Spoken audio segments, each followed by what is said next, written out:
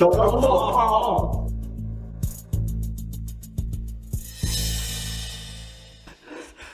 长，董事长，这是老爷子为您挑选的10位候选人，您今天必须选出1位结婚。留给您的时间不多了，这董事会的人都找上门来了。您要是不结婚，你就拿不到剩余10%的股份，没有这股份，您就在股权上没有办法压制您的继母呀。难道你要看到苏氏集团落到一个外人手里？是，哎呀，董事长，您就看在已故老爷子的份上，您就选一个当老公吧。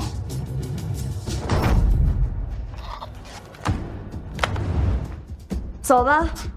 去哪儿这？哎，不是结婚吗？您能想通，这太好了。你看，这都不错。就他了，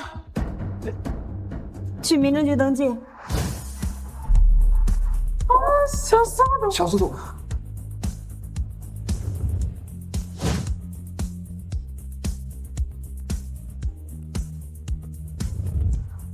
苏总好。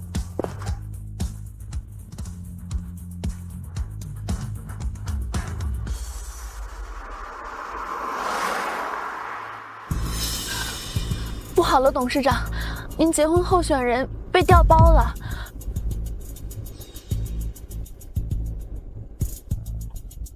甩掉他们。董事长，赵律师叛变，公司有内鬼，这民政局还去吗？去，不过换人家。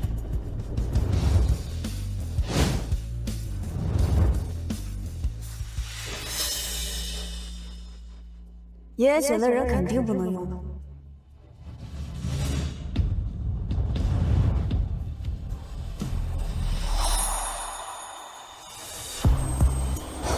好漂亮的人。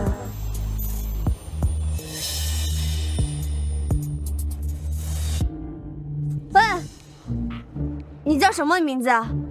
是单身吗？单身的话，我娶你，你入赘苏家。娶我？没错，和我结婚，你会得到苏氏集团10%的股份，豪宅豪车随便选，每年5000万的零花钱，你不苦。你认真呢？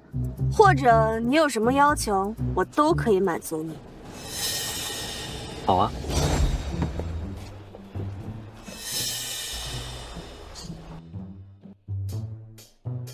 回家。是，苏总。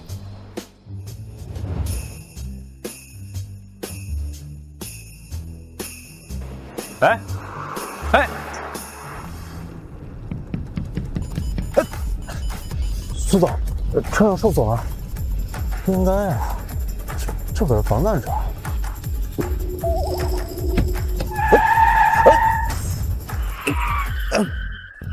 点了车就想跑啊？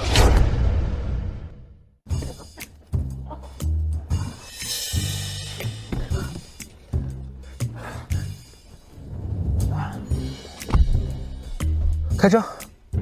你刚才拆了我的车门，又把它安上了。你知道这车多少钱吗？多少？这款车是劳驾独家定制款，防弹防爆，全球只有1辆。也就是说，你拆的车门，包括这车上每一根螺丝，在国内都是找不到配件的。这车报废了。哦，我不管，我没钱。不然你告诉我，你是怎么拉开行驶中的车门的？这不是人该有的力量吧？是，开车。哦，是。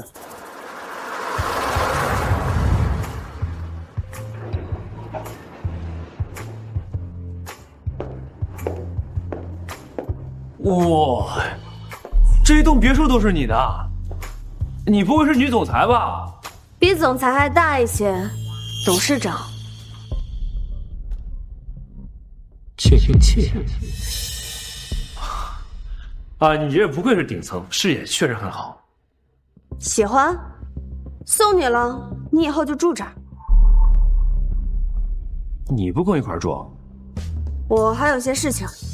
喂，我们可是领过结婚证的，是合法夫妻，不在一起住算怎么回事儿？我们只是领了证，举办婚礼之后才是正式结婚。那不行，不在一起住，那我白娶了。我最后再说一遍，是我娶你，你是入赘。好，是你娶我，我是你们苏家小赘婿，我不管，你去哪儿，我就去哪儿。在开董事会没有公开已婚身份之前，我都会住在老宅。现场有我的生父，还有我的继母，这种宅内大乱斗，你确定要趟这趟浑水？那我不去了。你乖乖在这里待着，我会过来的。啊，好。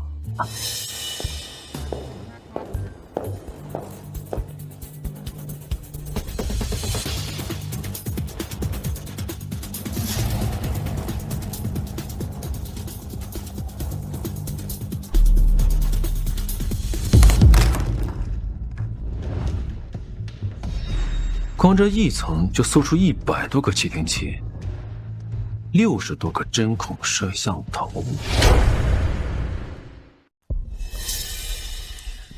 这女人到底得罪多少人啊？少主啊，这么多楼层可爬死我了。习惯就好。为啥要习惯呀？我以后都住这儿。不是少主，这儿去查一下这些信息的源头，要快。这么多呀！交代你的事情办好了吗？您交代的事儿都办完了，就差您签字了。那作废吧。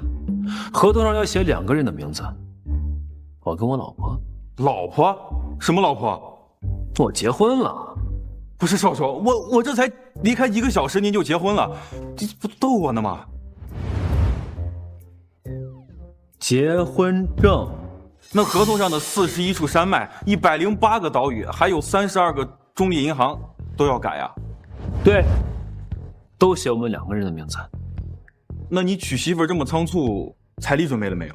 没有啊，他娶我入赘，他得给我彩礼。入赘？您堂堂莫以少主居然要入赘？他给的可多了，他给了我他集团整整10%的股份。少主啊，您是不是脑子坏了？你脑子才有病！那么大脾气吗？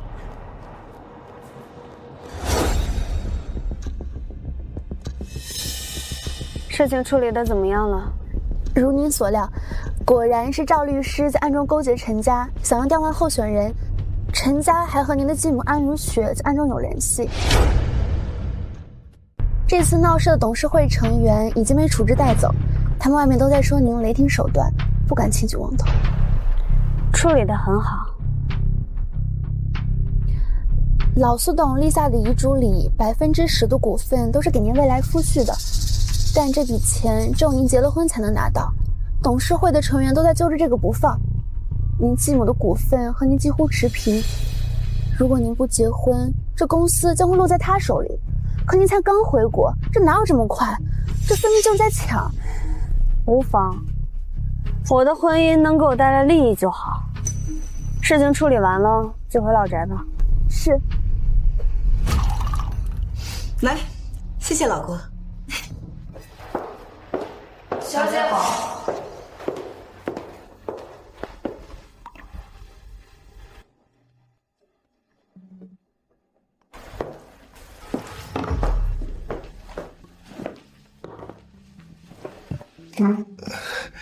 小影回来了，坐下一块吃点吧。站住！小影，你怎么还是那么没礼貌呢？安姨她有事啊？什么姨太？我是你爸明媒正娶的老婆。是苏氏的安总。给我说话，放正你的态度。小三上位也值得你炫耀。既然进了苏家，也是你妈，你多出来10%的股份。今天既然没有结成婚，就把它转交给自家人。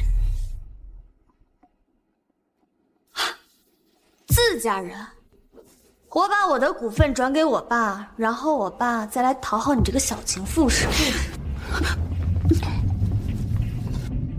混账！我是你爸，你怎么跟我说话的？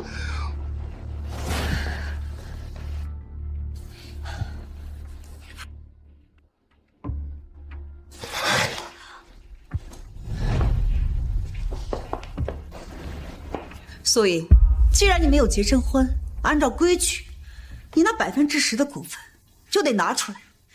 没有那10%的股份，我就是最大的，是苏氏的董事长。看来安逸泰是10拿9稳了。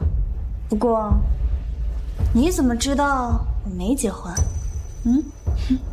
你没有和那10个候选人结婚，那你和谁结婚？3天后就是董事会。你就等着被拖下水。那就董事会见。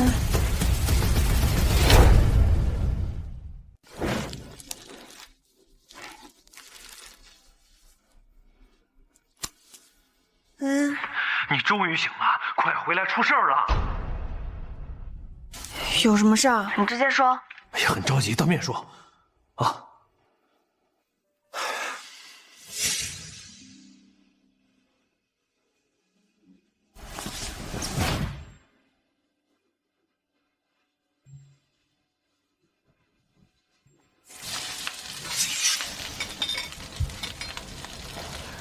什么味道这么香？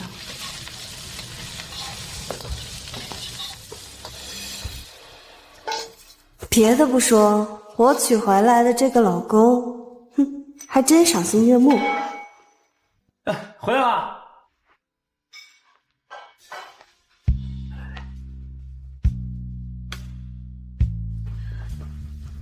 我以为是有什么天大的事情，原来是回来找我吃饭。这吃饭呀，就是人生的头等大事。来，尝尝看。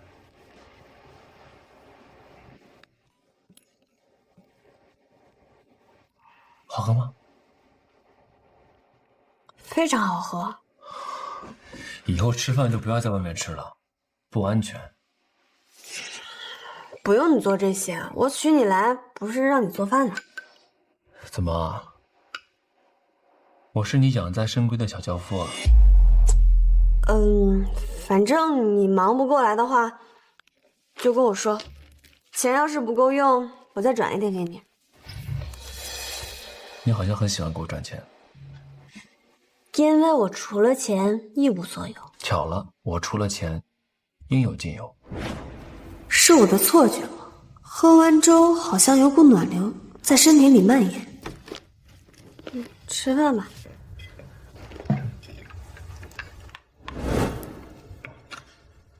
我吃完了，先去公司了。哎，等一下，哎，等一下，带上这个，我亲自给你搭配的养生茶，渴了就喝这个，外面的水不要喝啊。哎呀，好了，你不是快要迟到了吗？哎呀，快去吧，记得喝完啊。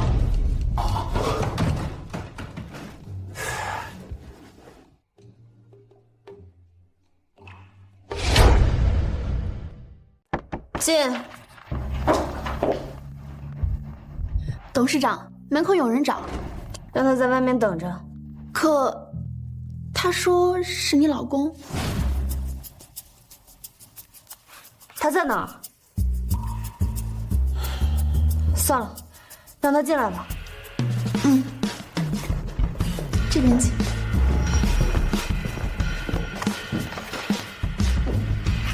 你怎么来了？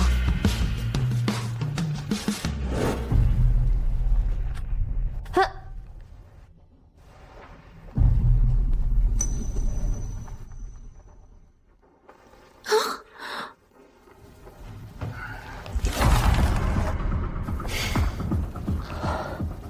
都已经排查过了吗？怎么还有这么多？对不起，董事长，是我们疏忽了。都是很隐蔽的地方，你先出去吧。你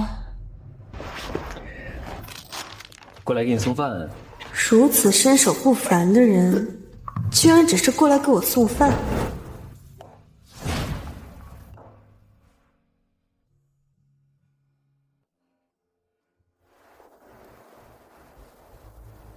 这是什么？青菜啊。你把我当傻子？这是青菜？好吧。天山雪莲。你把这些药材当食材？这里每一样都是药材，都是我给你做的药膳。我为什么要吃药膳？因为你有病。你才有病呢！我说真的啊。你干什么？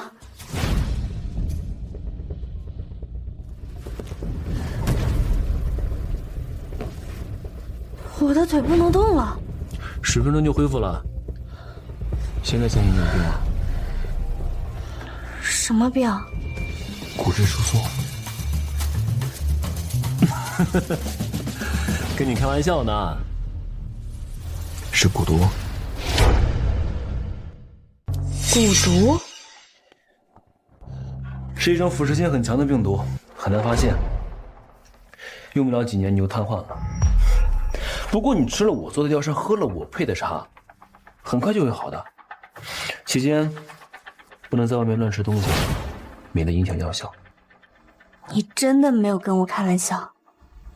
当然。我知道了。很听话的病人嘛。我去给你准备药材。他到底是什么人？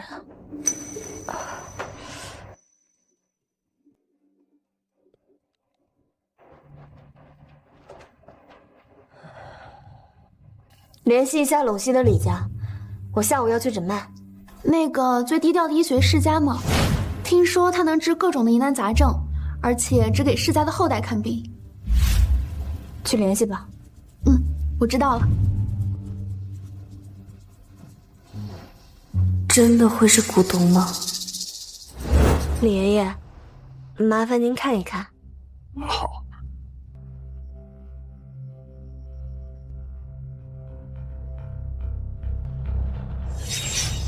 哎呀，苏丫头啊，你这脉象看上去稳定，但很古怪。李爷爷，我想检查一下腿骨。哦，好。一会儿呢，你别动，会有点疼。好。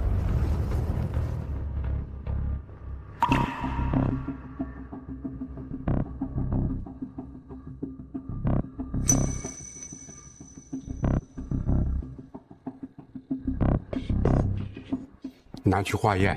是。哎呀，丫头啊，我这腿呢也是被人下了蛊毒，潜伏期长，很难发现。如果出现麻痹现象，很快就会彻底瘫痪。哎，哪怕是我自己，也是束手无策。李爷爷，您的意思是说，我跟您一样也中了蛊毒？是。蛊毒虽然可以治愈，但是有几味药特别罕见，希望渺茫。董事长还这么年轻，怎么会瘫痪呢？我给你配几味药，虽然不可以治愈，但是延缓几年还是可以的。我知道了，谢谢李爷爷。真的是蛊毒，哪怕是李爷爷都要抽血把脉才能查出来。叶玄义只用肉眼就能断定我中毒，他到底是谁？少主，我都来回8次了，你。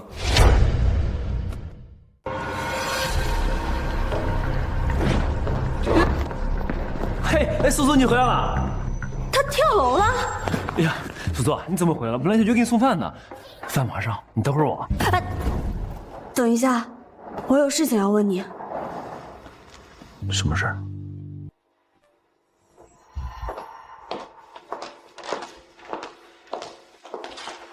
你没有验血，也没有验骨，更没有把脉，你是怎么知道我有病的？我一眼就看出来了呀，你浑身上下散发着中毒的气息。气息？啊？那你能看出来我中毒几年了吗？这个嘛，得仔细检查。怎么检查？把脉？我又不是老中医，把什么脉？那要怎么检查？衣服脱掉，全部。这么干脆，我这老婆真够劲儿。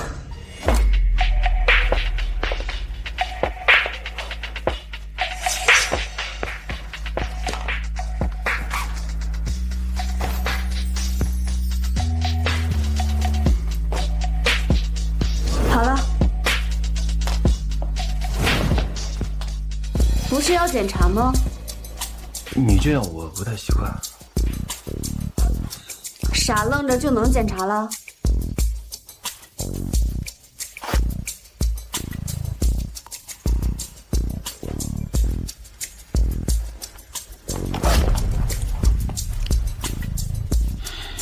倒也不必行如此大礼。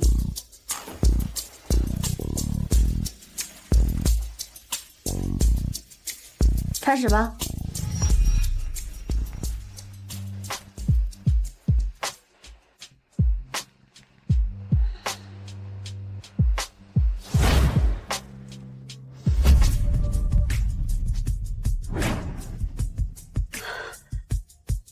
你检查用嘴？不用嘴啊，用手就可以。那你……嘘，检查要开始了。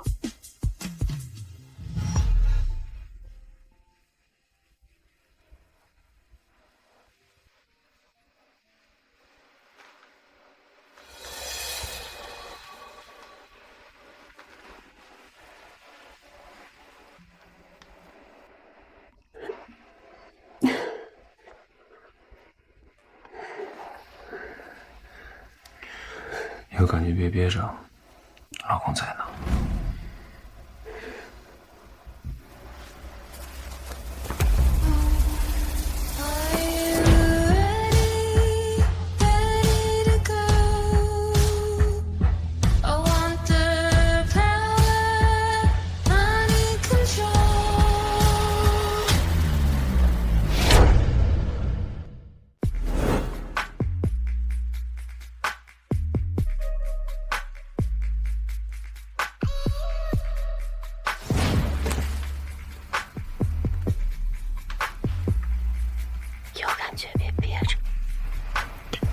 等你恢复好了，全补回来。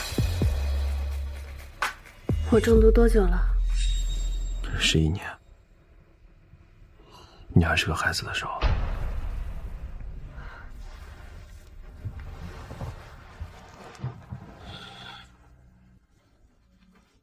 你说这个毒能解，要多久？不好说。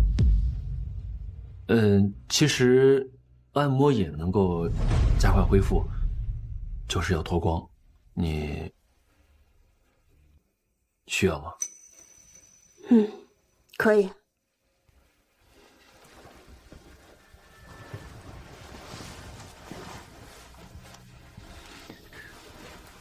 那为了方便治疗，从明天开始，你搬过来住。我突然想起来一件事情，我小的时候被绑架了，不知道跟这件事情有没有关系？也有可能是打着绑架的幌子给你下毒，毕竟趁乱的时候最容易做坏事。照这么说，我猜肯定是安如雪。小的时候把我视成眼中钉的也就只有他了。那需不需要我帮你查？不用，这个仇我要自己来报。我肚子饿了，我去客厅等你的晚餐。这么雷厉风行的女人，很难不爱呀。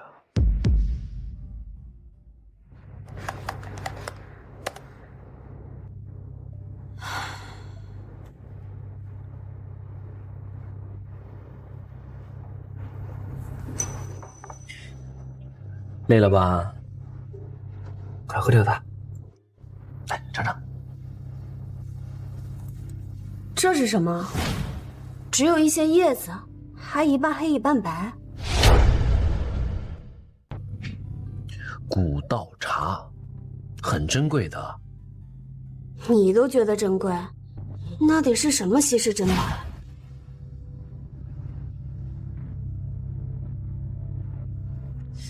话说回来，你不是没有钱吗？连医学世家毕生都找不到的药材，你却像青菜萝卜一样煮给我吃。那个，我家祖上是靠这个做生意的，虽然地没有了，但产量少，就是自家人补，不外收。是吗？快喝，每天睡前泡一片，能够增强睡眠质量。明天早上啊，你就能感觉有所变化了。不管怎么样，还是谢谢你。哎呀，夫妻之间谢什么呀？好了，快去睡。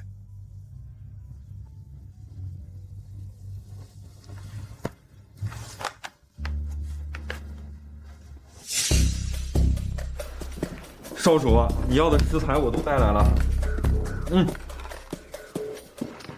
过2天你回魔隐一趟，把所有的古道茶都给我拿过来。他每天睡前泡一片，我这里的不太够。全拿过来，还剩这么多，这太浪费了吧，少主。你小点声，他睡觉呢。他这2天比较累，补身体。少主，你栽了，这古道茶树世间就这么一棵，100年才结一回叶子。平常人都是吊命的时候才舍得用一颗，您倒好，现在给他当养生茶喝。她是你们少夫人，我乐意。哦，那少主夫人喝剩下的茶叶能给我嚼了不？我不嫌弃，我嫌弃你。快滚！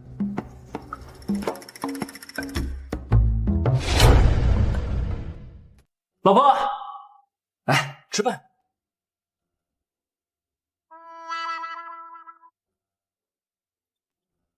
一早上就有米饭吃啊？啊，雷云昨天晚上带过来的。雷云啊，跳窗的那个。啊，老婆，这饭菜都凉了，你趁热尝尝，快。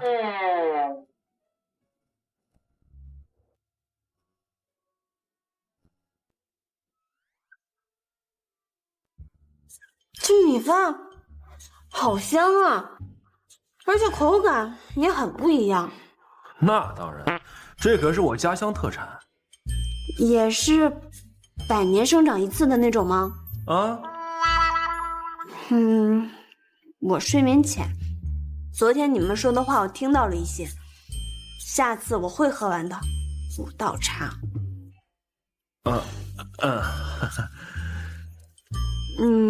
为什么这些是药膳，却做的这么好吃啊？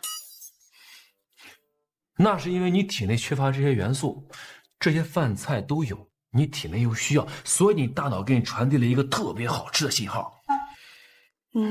就比如说，我想吃橙子，就是代表我的身体里缺维 C， 是这样吗？差不多。你做了这么多的菜，我真的不用给你请一个阿姨吗？哎，不用啊，我喜欢亲自照顾你。啊，好，吃饭。吃饭。老婆，收拾完了。来吧。你准备好了？不是要按摩吗？啊，按摩呀。这就来。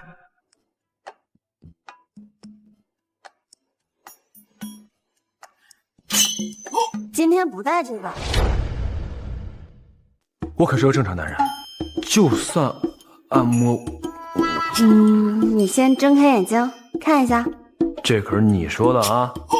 那我睁了。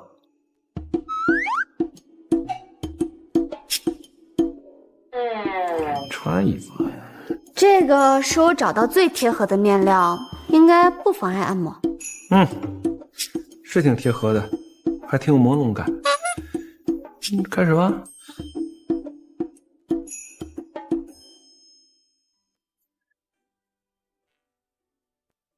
现在感觉怎么样？双腿有点发热。最近这个手脚冰凉的现象有没有改善？没怎么在意。你自己的身体怎么都不注意啊？我没有空在意这些。你那么拼命干嘛？苏家是华夏第一世家，苏氏集团市值8000亿，恐怕整个华夏都没人超过吧？不够，集团内现在人心涣散，真正效忠苏家的没有几个。我常年又在国外，前几年爷爷病重不管事，才让安如雪有了可乘之机，在集团内的地位如日中天，董事会一半都是他的人，想要把苏氏变成安氏，做梦！我要把所有外姓股份全都收回来，让苏氏真正掌控在我的手里。老婆，你追求权力这个霸道的样子，我真太喜欢了。来，穿衣服。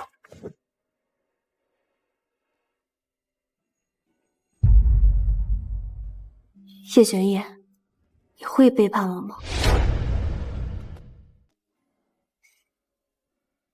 老婆，我现在给你一项权利，如果有一天我背叛了你，你可以杀了我。什么？我没有在开玩笑。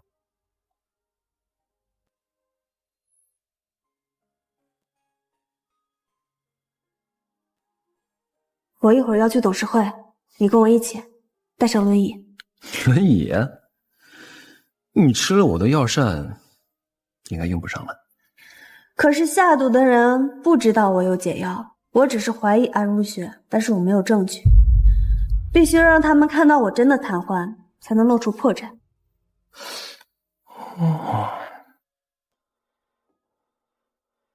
真不愧是我老婆呀！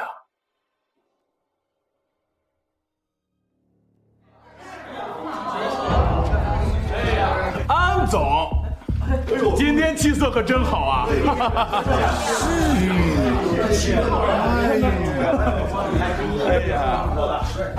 哎，大家都听我说啊，在我们眼里啊，安总是董事长的最佳人选。是。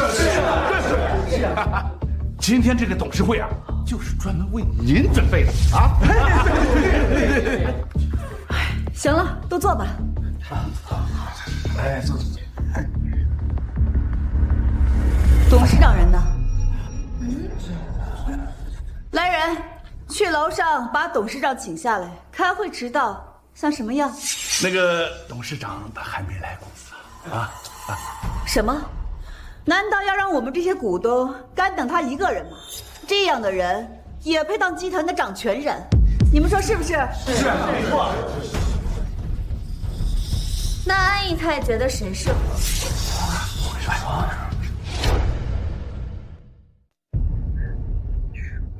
董事长，东西都准备好了。我说怎么来的这么晚？原来是瘫痪了。苏氏集团新晋董事长坐轮椅，今天这事儿可真够劲爆的。你怎么知道我是瘫痪了，而不是受了别的什么伤？你这消息哪儿来的？我真是高估了安如雪，这么迫不及待的报了。不管怎么说，董事长瘫痪这件事要是传出去，肯定是会对公司有所影响的。是啊，这苏氏集团董事长是个残疾，这叫什么话？对啊，我只是双腿瘫痪，不像其他人是脑子瘫痪。苏莹，我们都是苏氏最核心的股东，没空陪你玩。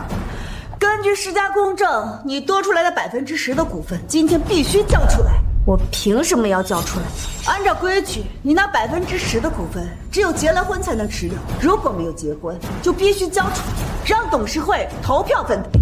安总说的没错，如果你不愿意的话，那我们就只能按照规矩强制执行。今天这个股份转让合同，你必须得签。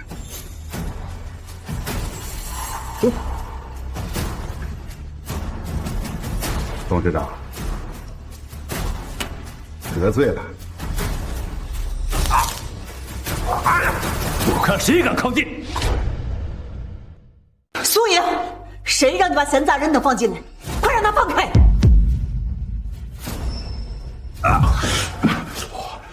哎呀，手又要消毒了。这货傻子，你离他远点。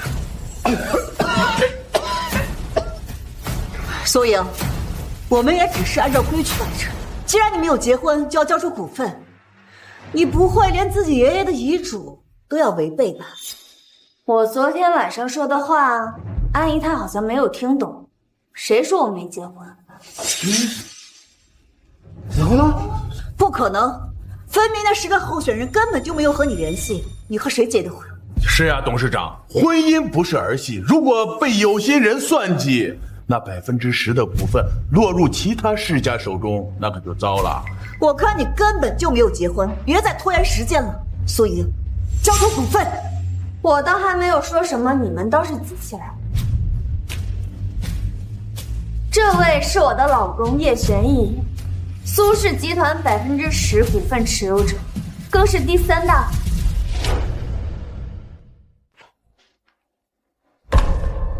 这个是转让协议，大家还有什么异议？董事长，您的婚姻关乎整个集团，怎么能随便就找个人嫁了呢？你的意思是说我晚上跟谁睡觉都要跟各位董事打招呼？虽然在座的各位都是股东，但是董事长床上的事都要过问，这未免管得太宽了吧？我说的对吗？他还真敢说呢。既然大家都没有什么异议，那我们就来聊聊你，安如雪。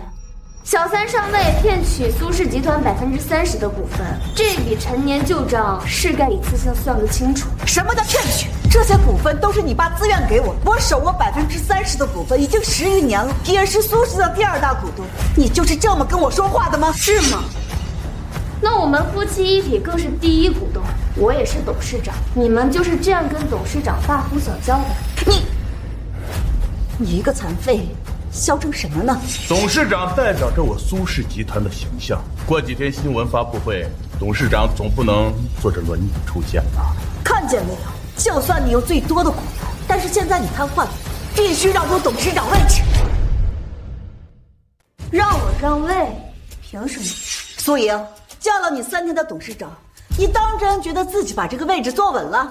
今天召开董事会，为了就是确定董事长人选的正式流程。没错。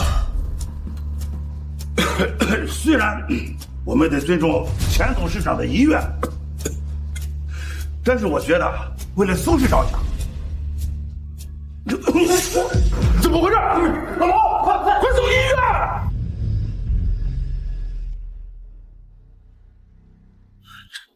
怎么办？我们选谁呀？选个屁呀！你看看樊玉他的下场，你相信小杜都没动手？别来！是啊，之前反对他的几个世家都进去了，到现在还没能捞出来。我们还是支持小苏董继续担任董事长。对，我们都支持。你们知道自己在说什么吗？我们年纪大了，尊重老董事长的遗嘱。蓝总就不必再多说了。各位，这可是最后一次机会，以后就成定局。你们真的要让一个残废掌管苏氏吗？残废？你是说我吗？我这坐久了有点累，换个姿势啊！哼，你们继续。你他妈耍我！我耍的就是你，这个小瘪三！第2次。什么你？公然辱骂董事长，胆子可真大！你疯了！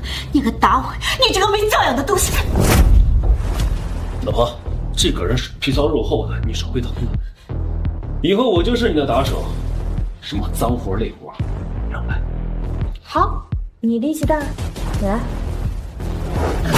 你一个大男人要对女人动手吗？安总，敢欺负我老婆，不分男女都该死。管好你的嘴巴，再敢乱说话，可不就一个巴掌这么轻？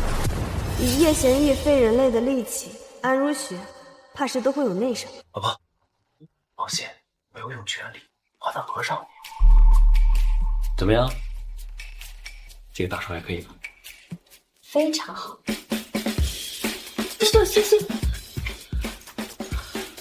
行，你们给我等着！在苏氏有继承权的，可不止你们一个。等着！现在各位还有什么异议？没了，我们都请上总吧。看来大家对我升任董事长没有异议，散会。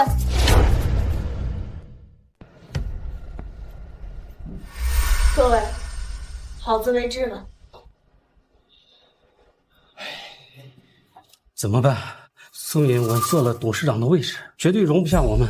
刚才一个已经进医院了，我们的下场只会更惨。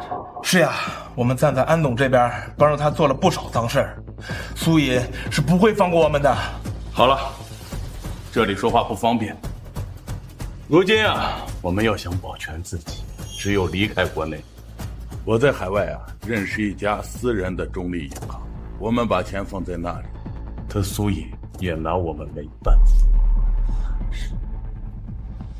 今天怎么这么开心啊？亲手打人的感觉太爽了。那需不需要教给你更厉害的？以后我不在，也能对付他们。能一招制敌的那种吗？啊，也行。对了，今天那个股东是怎么回事？啊？你在说什么？我不知道你在说什么。你手上的粉末是有毒性的吧？你都知道了。我这粉末没有毒性，它只是药效比较大，他回去再搓2天就好了。谢谢你啊！有了你这一招，董事会那帮老家伙还真以为我对他们动手了呢。老婆，夫妻之间不必言谢，你要真想谢的话，我给点时间。董事长，那4个董事说要同时售卖手里的股份，全收。哎，等等，以叶贤义的名义。好的。老婆大人，你又要给我股份，这回给多少？10%再加上4%，不多。你看好他们，关注他们的动向，还有资金流动，有异样立刻通知我。是。那你怎么这么笃定他们会这么做？因为他们够贪够胆小，替安如雪做了那么多的脏事，迟早都会被查出来。如今我已经坐稳了董事长这个位置，他们知道安如雪保不了他们，自然害怕。那老婆大人，你既然给我这么多股份，需不需要我帮你把那4个人解决掉？你想要怎么解决？他们要出国的话，坐飞机那就飞机失事；坐轮船嘛，你就沉船；坐那……我还是自己来吧。你先回去吧，我这2天还有事情要处理，都会晚一点回去。那好吧，我在家等你。好，拜拜。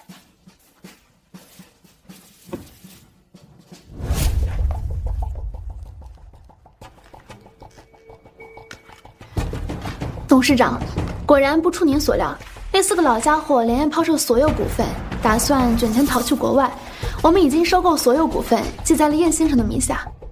人呢？拦下了吗？是的，我们按照您说的，10名举报，在他们上飞机前1秒被抓走调查了，因为涉及高额资产，没个10几年是出不来了。他们一共卷走多少钱？加上我们收购那200亿，一共是400亿。他们通过不记名账户汇到国外，目前还在走流程。这么多钱，看来这些蛀虫这么多年没少在集团黑钱。你让我们在海外的人盯紧他们，一旦流入海外账户，立刻冻结。等冻结时间一过，以转赠的名义收入到我的名下。是的，董事长。这样一来，股份是我们的，他们赚的钱也是我们的，我们赚大了呀。这波我们的确血赚。董事长，不好了！谁让你不敲门就进来的呀？没事，怎么了？你说。我们还没来得及冻结，那400亿就流入了海外的一个私人账户。能在我们眼皮子底下黑钱，对方实力不容小觑。查到是谁了吗？没有，对方太隐蔽了，我们只知道对方账户首字母是 Y， 其他什么信息都没有。我知道了，你让海外的人继续盯着，你去彻查，一定要查出这个人是谁。是。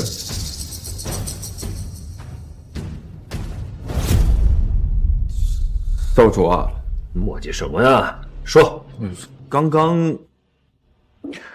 刚刚你的账户上有一笔无名的巨额资金打到了海外的私人银行上，就是差不多有400亿，估计是一些不正经生意的洗钱吧，吞了就吞了，没什么大不了的。要不是这么简单，我就不跟您说了。哎呦，我们查到啊，这笔资金来源是苏氏集团那几个被抓的股东，也就是说，这笔钱的最终流向是少主夫人，但是被我们给吞掉了。你是说这笔钱已经吞了？哎，是的，少主，您吞掉了少主夫人的400亿。我知道了，你这么大声干嘛呀？这么重要的事情为什么不早说？吞掉的时候已经来不及了。那少主这笔钱怎么办呀？我们也没办法给他原路返回了。算了，我再想办法把这笔钱给补偿回来了。哎，不过我老婆还真的是经商天才啊，收回来苏氏4%的股份，还净赚200。少主，您真是没救了。您不用提，我自己管。放心，海外银行的事情别跟别人乱讲，保守秘密啊。是，一定不让少主夫人知道是您吞了他这400亿。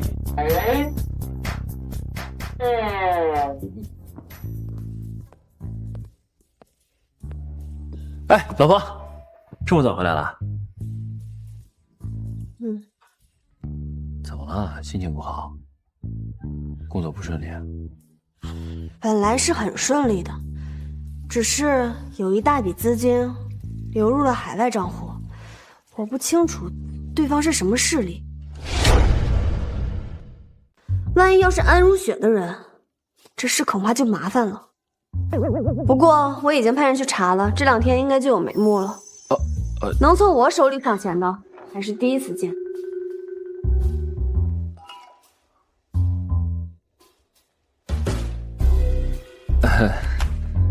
是很大一笔钱？也还好，400亿。不过经此一事，董事会这帮老家伙倒是能消停，我还能休息2天。这么说，老婆你有假期了？那我们去度蜜月吧。度蜜月？啊，是啊，咱们新婚虽然暂时没有举办婚礼，咱们可以先去度蜜月呀。这2天不行。为什么？因为过2天就是新闻发布会，要正式向外公布我继承苏氏集团的消息，只有2天的时间，应该也去不了什么地方。2天时间也够了，咱们可以去周边。也好。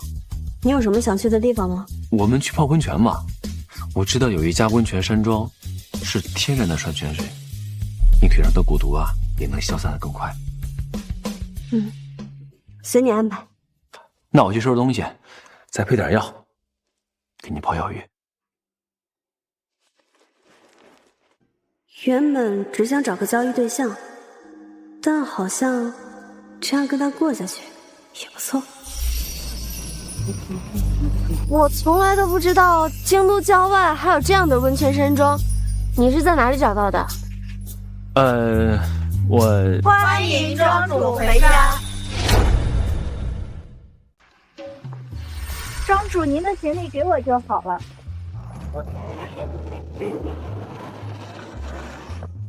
他们叫我庄主，我名下可没有这样的温泉山庄，你送的？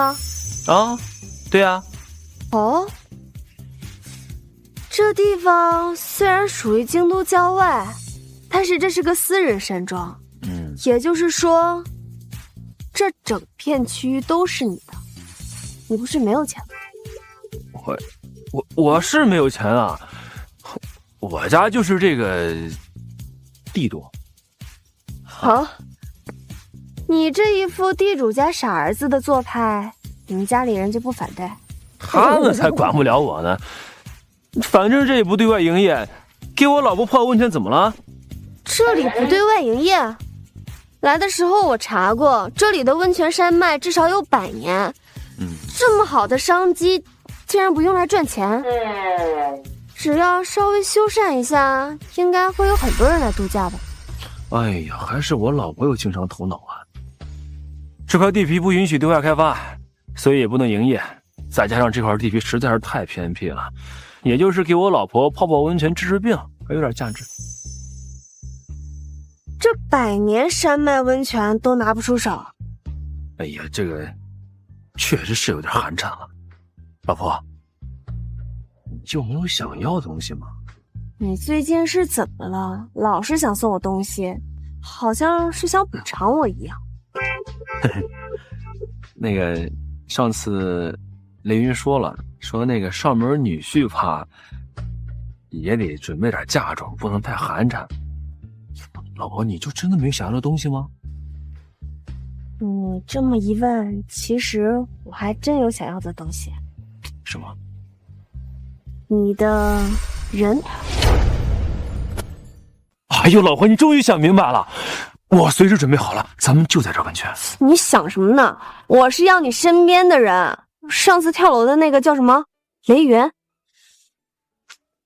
哎呀，老婆，你有我一个贴身保镖还不够吗？那个雷云有什么好的？他就会跳楼。那不一样，他身手特别好，在那么高的楼层都可以来去自如，神不知鬼不觉的，办起事来一定很方便。哼，我早就给你准备好了。雷云这2天出任务，不能随叫随到，他的师妹会马上过来。好，这个也是我的嫁妆吗？是啊，我的就是你的，包括我自己。你，庄主，温泉和房间已经准备好，这边请。啊哈。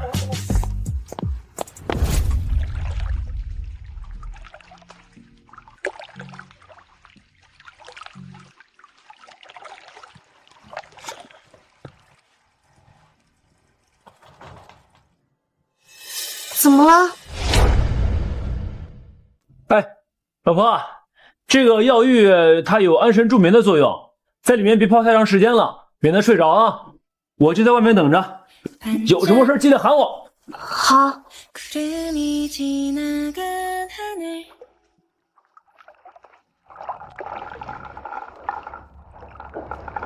不会是药浴，我感觉身上的每一寸肌肤都展开了。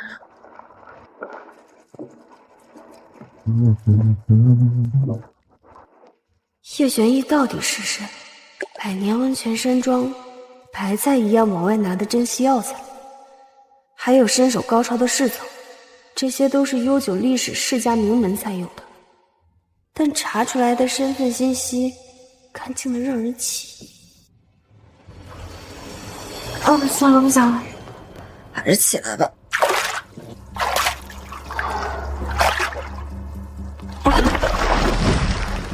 怎么了，老婆？哎，老婆，怎么了？那个，抱歉啊，我以为你在里边睡着了，我喊你你没有回应，所以我才……我刚刚头有点晕，没听见外面的声音。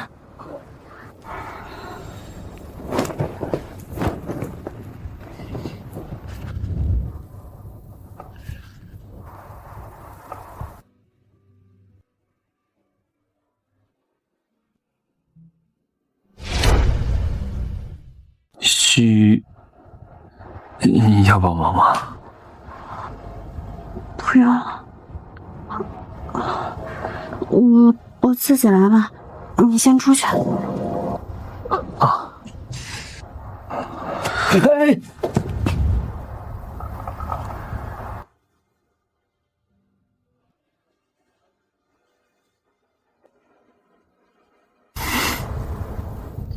偶尔依赖我，也挺不错的。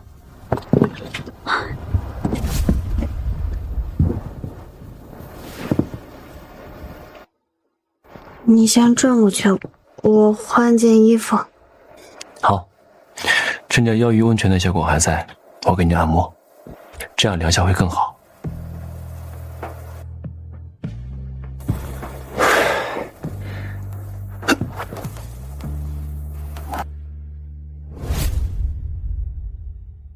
好了。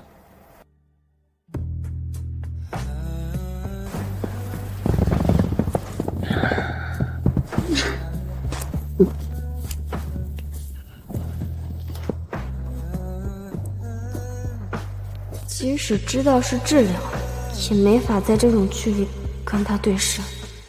对上这一双眼睛，感觉下一秒就要失控。你都已经穿上衣服了，为什么还不敢正眼看我？我是为了更好的感受按摩。是吗？那你睁开双眼，我不信你两眼空空。你能不能少看一点乱七八糟的东西？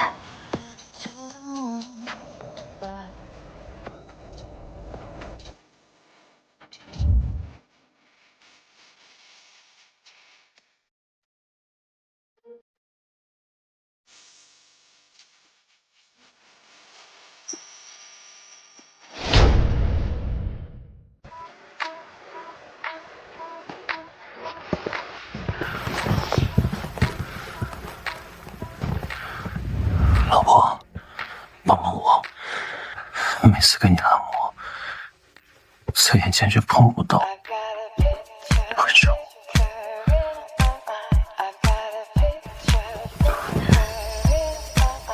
你衣服扎到我腿了。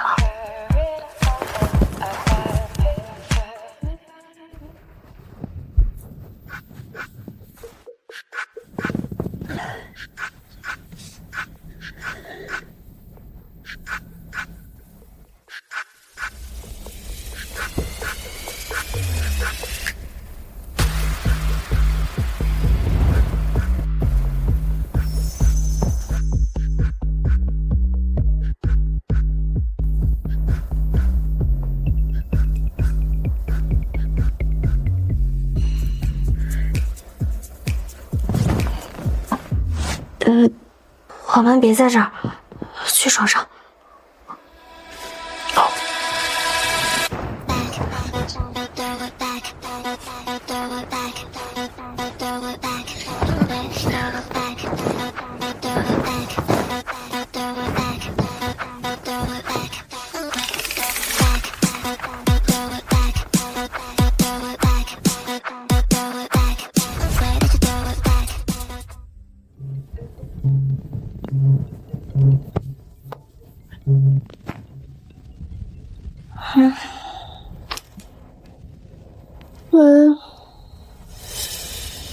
怎么了？哦，我知道了，我现在就回去。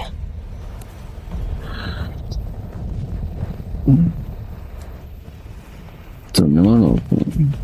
公司出了一点事情，我要提前回一趟京都。啊？老婆，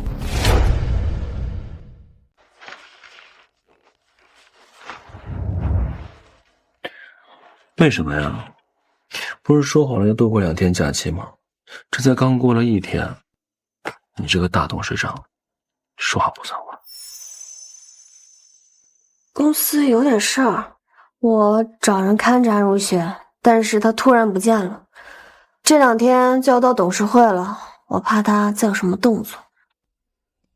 我不管，你这个坏女人就是睡了我这阳包。我尽量早一点回来，晚上晚饭前，我在晚饭前一定回来。真的？我发誓，晚饭前一定回来陪你。行吧，我这2天刚好看到有个药浴组合能够增加感官灵敏度，要让早点回来试一试。你不是说好要帮我治疗吗？脑子里想的什么黄色废料？治病和美色都要有。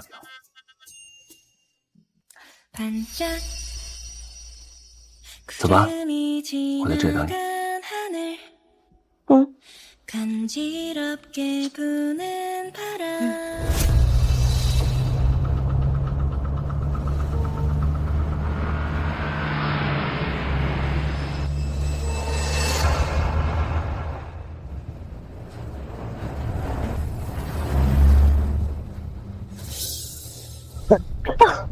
苏导，有人冲我们来了！停下！快点！停下！赶紧的，停下！啊！停车！停车！快点！快点！停车！停车！停车！停车！停车！快点！停车！停车！快点！快点！停车！停下！赶紧的，停下！苏导，甩不掉他们，前面就是箭头了，直接撞过去。是。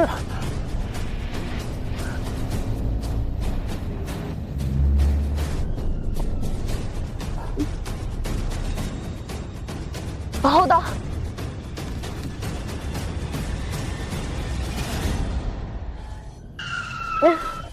苏导，我们出不去了。快点！下车！下车！下车！出来！苏小姐，请吧。防弹车，苏小姐还真是几句。你们是撞不开这辆车的，我也不会下去。不下车没关系，我叫了拖车，有的是办法让你跟我们走。苏小姐不如配合点，自己上车能少受点罪。我为什么要听你的？你的新婚丈夫还在温泉山庄吧？那又怎样？不怎么样。王一杰安排了人埋伏在山庄附近，炸掉一个温泉山庄不过是一个电话事情。喂，叶玄烨，我知道了。早点这样不就好了？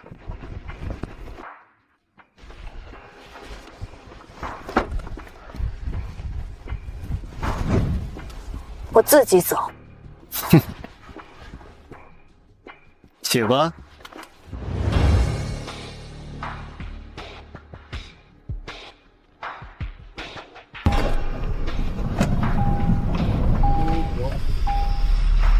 苏小姐，你很厉害，安插在房间里的监听器竟然都被卸掉了。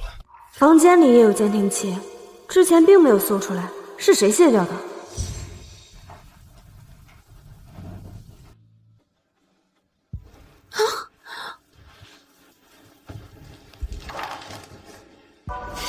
只有叶玄烨有这个本事，这个人居然在背后帮了我这么多。你们要带我去哪儿？这都已经快出境外了。你很警觉，我们是要去边境。你们苏氏在国内权势滔天，但在境外就是我们的天下。不管你是死是活，国内都干预不了。谁派你们来的？安如雪，他是你老板。这就无可奉告了。也只能是他了。你们这个时候帮我，无非就是不想让我参加后天的新闻发布会。苏小姐想的还是太简单了。你们想干什么？安如雪11年前也是绑架我，不会智取，只会强夺，毫无嫌疑。你怎么和我们老板说话呢？你现在可是人质，不是苏氏的老板了。哎，技不在心，好用就行。苏小姐现在坐在这里，就证明我们做的是对的。老婆怎么才回来呀？不是说晚上？怎么是你啊？我老婆呢？叶先生，董事长被绑架了。绑架？董事长在回京都的路上被绑架了，现在情况很复杂，周边有境外势力在埋伏，我得带你离开。哎，少主，你是谁？你从哪儿冒出来的？你下次稳重点。习惯了这。我老婆在哪儿？现在怎么样？刚和双羽联系过了，少主夫人正在出境，目的地是北国。北国？冷吗？北国零下27度。哦，少主夫人没有带外套。安全？少主夫人暂时安全。山庄附近刚刚查的有几个行为诡异之人，已经全部处理掉了。那少主夫人那边是否行动？不清楚对方目的，先按兵不动，听我指挥。哎，等会儿，让双玉把这个羽绒服带过去。这女人难搞得很，不是高定都不穿。是。你知道董事长在哪儿？啊？那赶快去救他呀！走呀！哎，你这样会打草惊蛇的。什么？等到了目的地，自然能够揪出幕后主使。那也不能放任董事长不管啊！你是她丈夫，你一点都不担心啊？我担心呀，这刚才不是已经去送羽绒服了吗？啊？你放心，他身边有我的人，在确定问出信息之前，是绝对安全的。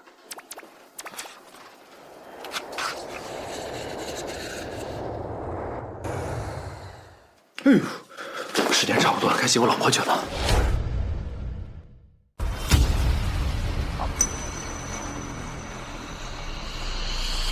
到你的地盘了，你们绑了我却不动我，直接说吧，你们想要什么？的确是安如雪不留，他要我把你送到境外拿处理的，但你也看到，我并没有这么做。苏小姐，我违背雇主意愿把你带到这里，是想和你做笔交易。我拒绝。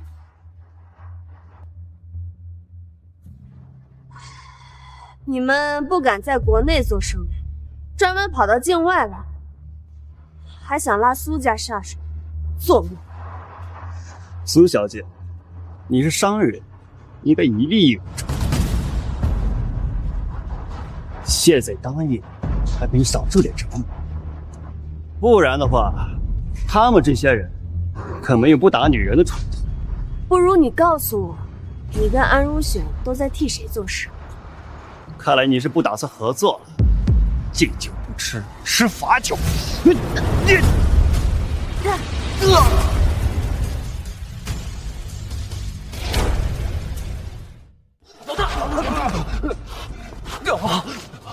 少主夫人，少主夫人，我是少主派来跟在您身边的，你等一下啊。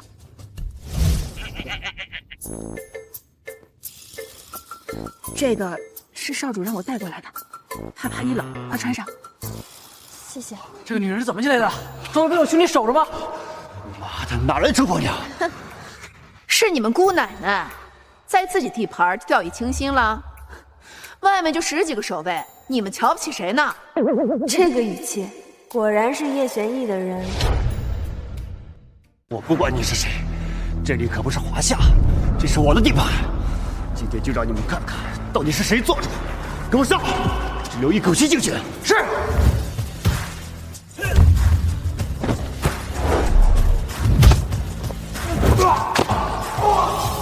你群废物！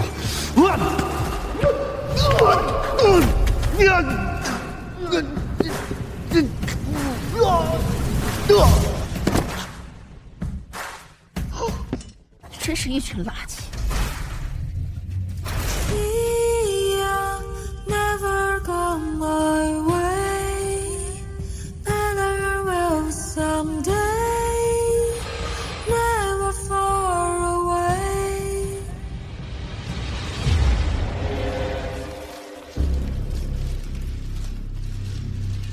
安总，您做错了吧？这是董事长的位置。是，没有错。今天的新闻发布会由我来主持。您的意思是小苏董今天不会来了？安总，我想请问一下，接下来的苏氏是由您掌管吗？您是否会出任董事长一职？小苏董的确是不会来，他已经决定放弃股权，而我作为苏氏集团最大的股东，理应出任董事长一职。我们都同意。没错。就应该是这样，苏氏集团早就该属于我。谁说我不来了？快！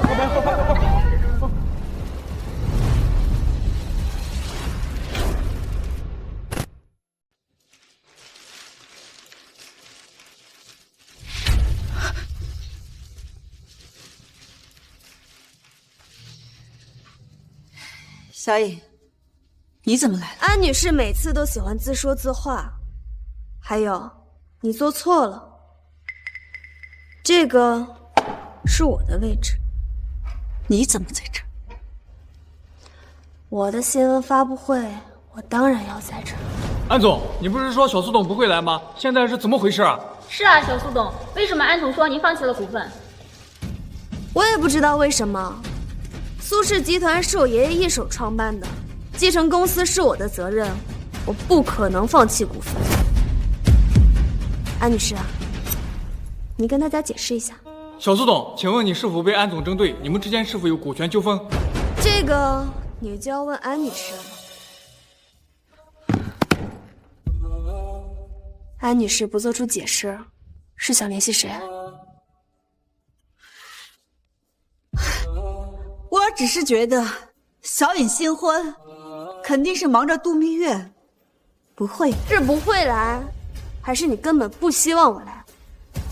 毕竟你前天绑架我的时候，根本没有顾及我新婚。你说呢，安女士？绑架？安总，小苏董说的是真的吗？当然不是真的。你们有什么证据？我没有。安如雪是吧？我们是调查局的，跟我们走一趟。我不走！你们凭什么抓我？绑架的事跟我没有关系，你凭什么让调查局的人调查我呢？什么绑架？带走你是因为你涉嫌一起海外资产转移，带走。放开我！放开我！带走啊！带走！快带走！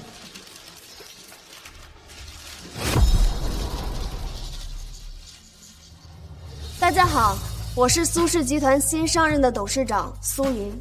此次召开新闻发布会有2件事情。第一，董事会成员的调整，部分股东涉嫌转移公司资产，我也会对其他成员进行彻查。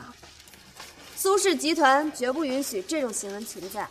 第二，安如雪在我任职期间多次对我打压、威胁，让我交出全部股份，并且绑架我。我方还在取证，一旦证实，安如雪将被开除。集团还有很多规定没有完善。还希望各位媒体朋友们向我们提醒监督，谢谢。这小苏董一上任就整顿了董事会，真是雷霆手段。是，看得漂亮。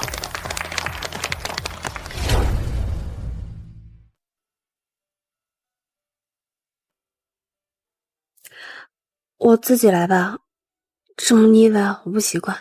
哎呦，你习惯就好。这次受了那么大的惊吓，可得好好补一下。哎，别动，让我来。还好你没事儿，我都快吓死了。北国一日游，小场面。怎么样？那些绑匪开口了吗？多的什么都没说。你都举报是安如雪了，他们通通都不认。安如雪背后还有人，我们没有确切的证据，他们肯定不会供出安如雪的。绑架我的人跟安如雪一起，都在给别人做事。他们在境外做的那些见不得人的交易，安如雪利用集团的关系链兜底。现在集团回到了我的手上，安如雪自然动不了手。新仇旧恨一起算，他们想在新闻发布会之前除掉你。可是他们为什么还要留着董事长来谈合作？不如直接做掉，让安如雪上位，这样他们也能够利用集团帮他们做事儿。当然是因为他们不仅仅想要苏氏集团，更重要的是你老板背后的资源。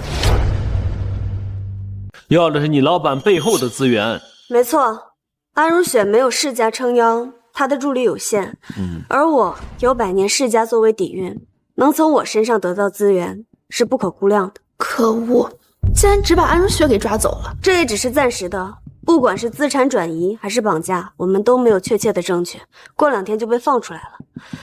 我们举报也只是为了制造舆论压力，把他的名声搞臭，这样能给我少找一点麻烦。想到我以后要在公司见到他，我就恶心连饭都吃不下去。好了，你先回公司吧，我过会儿回去。好。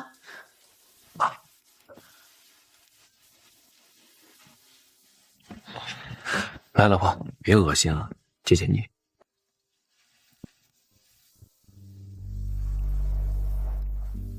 可惜，这次还不知道安如雪背后的人是谁。我以前一直觉得安如雪只是有野心，现在看来，她实在更危险了。此子断不可留。这次谢谢你，你的人很管用。还有，家里那些监视器跟窃听器都是你拆的吧？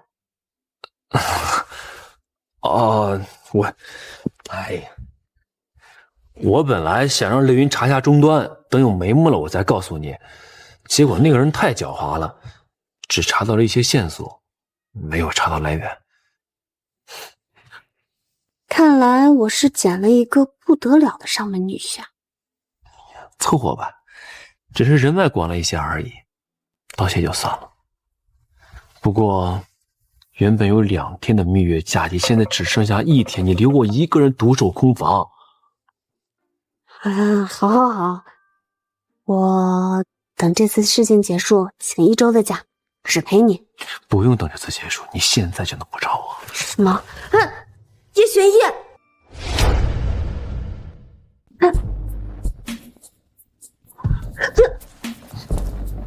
等一下，现在是白天。白天怎么了？我一会儿还要去公司呢。今天天气不好，别去了。外面那么好的阳光，你要叫雷云还是双鱼？我还穿着睡衣呢。这里只有我们2个。怎么突然下暴雨了？我说了，今天天气不好。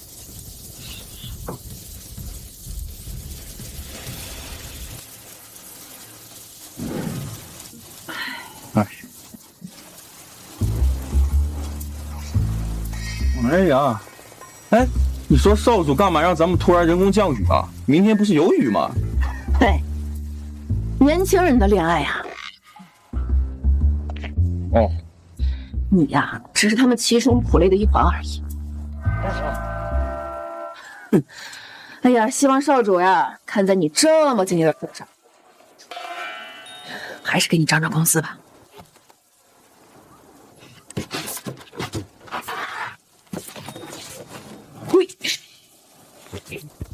什么意思？涨工资？为什么要突然给我涨工资啊？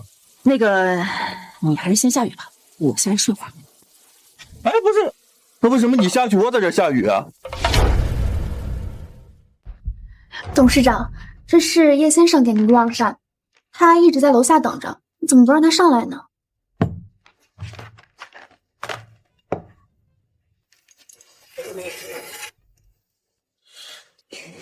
您昨天也没来上班，今天也迟到了，平时都很准时的，是发生什么事儿了吗？一点小事耽搁了。啊，好。哦，对了，昨天下雨了吗？没有啊，昨天是大晴天。果然是他搞的鬼，居然害我旷工一天。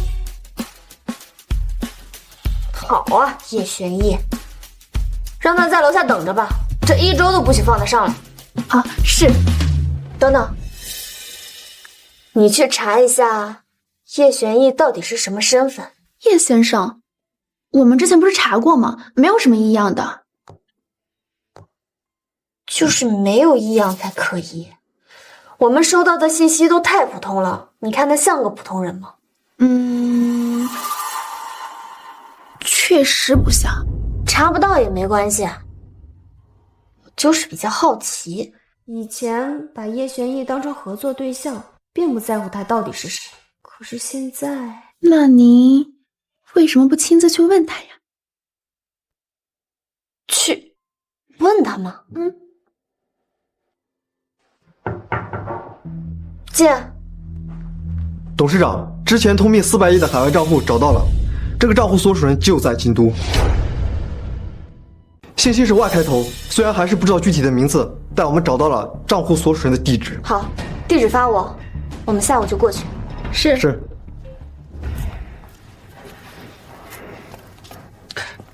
少主，你就去见一面吧，那人毕竟是世家的人，我这小小的药铺可得罪不起啊。我说过了，不见。可我都答应人家了，人家下午就过来了，说找你问点事情。谁答应了谁去。那您现在过来是？送饭刚好路过，我老婆养生的药材用完了，你这里有多少给我拿多少。是。少主，掌柜的，来客人，来的还挺巧。你带过来吧。是。这么古色古香，居然是药铺，看来是个很讲究的人。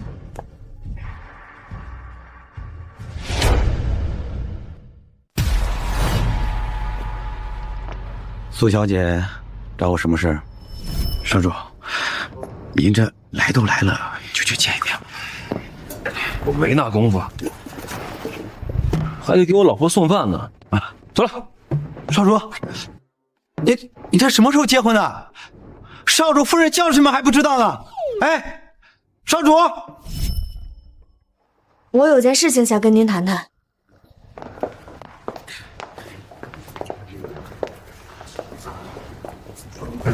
苏小姐，不便原谅，谢谢。没想到居然不是，不应该呀？难道是我们查错了？不着急，多留意这家药铺，海外的定位比较难查。知道了。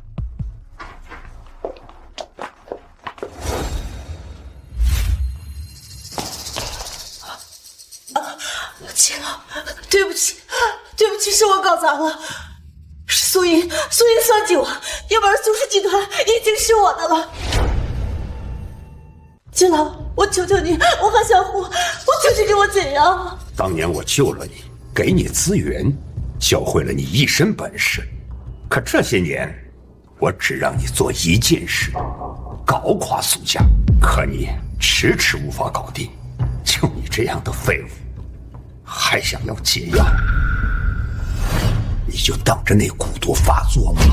不，秦老，你再给我一点时间，我一定可以把苏氏集团拖下水的。时间？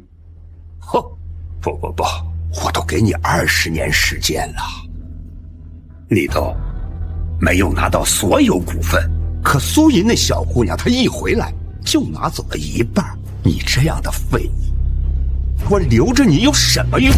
秦老，不，我还有用的。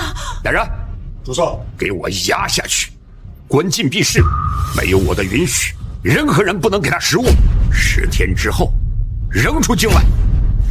我不要！季老，我有办法。素云中毒11年了，他还没有解干，我还有办法的。这一粒小小的药丸，1分钟内就可以让蛊毒发作。你应该知道怎么做。我知道，现在去了。这是最后一次机会，如果失败，不会失败的，相信我，我一定有办法。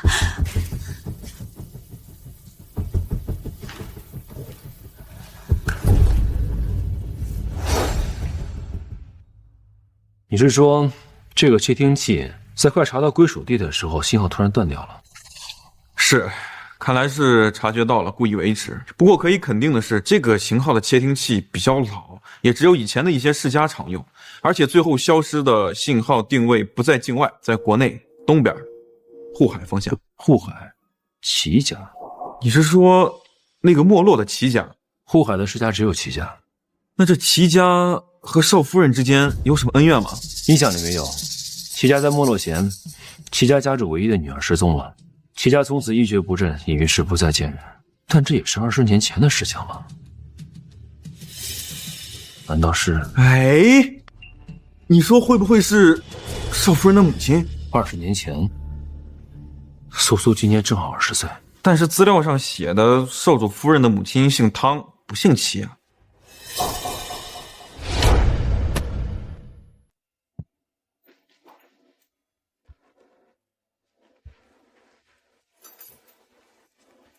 老婆，你回来了。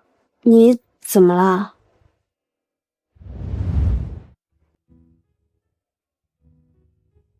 老婆，你这蛊毒消散了不少，我给你配了养生的汤水，虽然没什么药效，但你可以当滋补的饮料去喝。谁家把中药当饮料喝呀？我们家呀。等哪天有空了，我带你去我们当地看一下我们当地特产。你家？不会有婆婆拿到地契甩到我脸上让我离开你吧？哎呀，那不会，他们在环球旅居呢，他们不爱管我的事情，只要我自己喜欢就好，而且他们开明的很。哎，对了，老婆，我怎么没有听你提起过岳母大人的事情？我妈，我妈走得早，我对她的了解特别少，我只知道她姓汤。来自一个很穷的东边县城。东边县城？就是一个很偏远的地方。我爸年轻的时候只知道花天酒地，所以被爷爷扔出去历练，就碰到了在农村教书的我妈，两个人一见钟情，同居怀孕，实在瞒不了了才回来结的婚。而我那渣爹一直都是花花肠子，从农村回到了大城市，曾经眼里的娇妻也变成了村姑，久看生厌，结局也就那样了。你怎么突然问我这个问题？齐家这件事还没有完全查清楚，还是先不要告诉苏苏了，免得她心烦。没什么，我只是想到咱们已经结婚了，你还没有带我去见过爷爷和岳母大人呢，还是说你不打算带我认祖归宗？还真没想过这个问题。素隐，你是我老婆，你不打算给我名分啊？我们刚领证的时候，爷爷已经去世了。我确实没有想这么多。下个月正好清明节，我带你去扫墓，跟他们说我已经结婚了。行吧。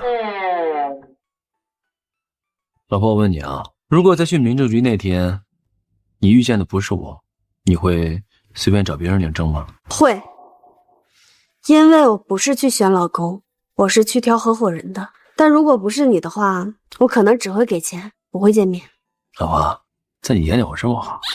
当然了，我第一次见到你的时候就在想，怎么会有这么好看的人啊？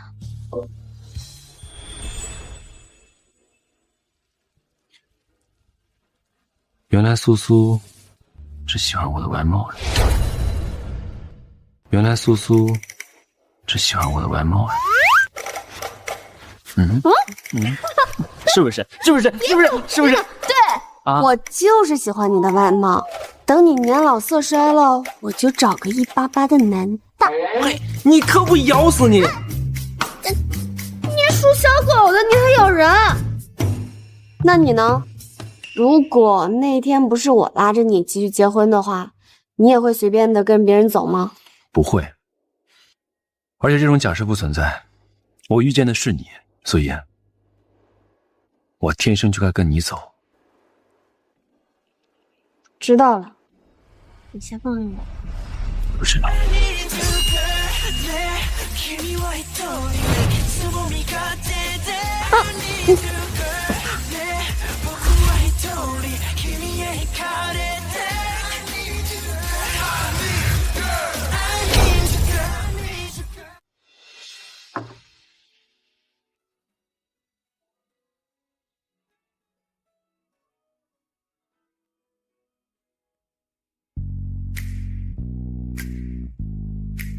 我昨天就不能任由他胡闹，这以后怎么指示客厅啊？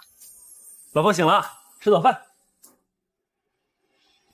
哎，怎么了，老婆？是我昨天晚上服过了吗？你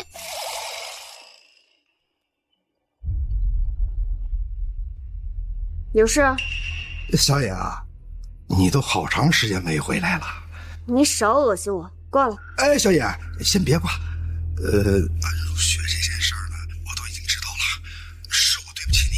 可毕竟你是我的女儿啊。行了，前20多年你都没有关心，现在你来慈悲上我。哎，小野，你放心，我一定会跟他离婚的。但是安如雪的手里的股份总得拿回来吧？你是董事长，怎么处理，只要等你回来再说。还有就是，接着说。还有就是分散在外面的5%的股份被同一个人给收购了，他过来说想高价抛售，你得回来一趟啊，咱们得聊聊怎么分嘛。知道了，我明天就回去。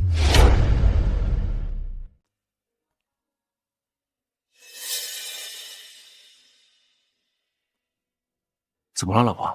我明天要回一趟老宅，家里出事了。苏俊要跟安如雪离婚。想跟我聊聊股权分配的事情，想让我回去一趟。你那个渣爹回心转意了，我不信。我猜是安如雪让他打的这通电话。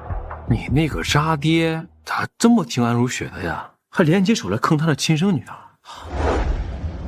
老婆，你该不会不是亲生的吧？我也希望不是。这些年来，苏俊的生意都靠安如雪打理，他当惯了酒囊饭袋的废物，他清楚的知道，我当上董事长。他的好日子就到头了。明知道你看得出来，他们还这么做，看来他们急了。这种漏洞百出的借口他们也敢用，无非就是笃定我想要回股份。既然他们这么着急，我当然要看看他们到底想干嘛。那我跟你一块儿去。不用，我一个人去，你留在这里，我有其他事情给你安排。行，你主外，我主内。小姐请坐。来客人了。还没吃饭吧？哦，来坐下一块吃点。我没有时间跟你浪费，说吧，你想怎么处理？小野，之前呢是爸爸不对，然后呢？哦，这位呢就是要抛售股份的商先生，这次把你叫回来呢，也就是为了这件事儿。小苏董，你好。咱们先坐下吧。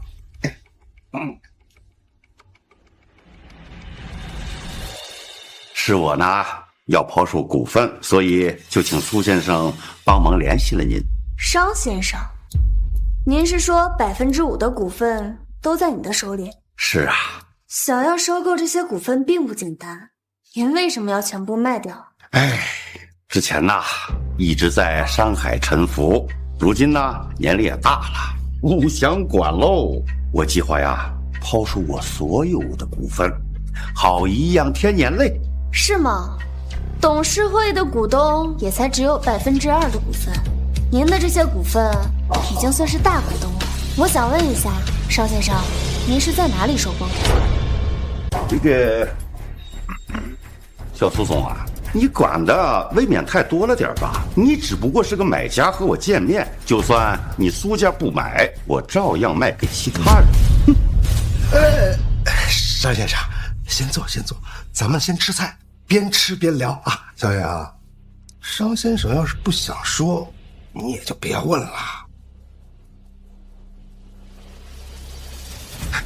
这个呢是商先生带过来的酒，你尝一尝。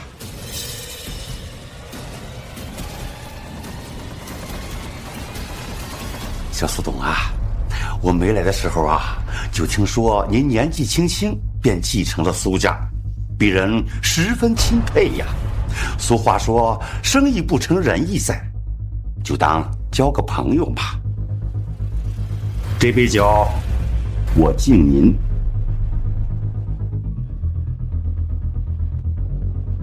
小苏董，既然商先生都已经这么说了，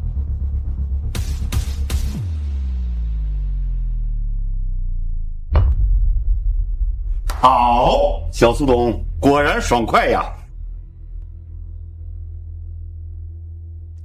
说吧，商先生5%的股份，您开价多少？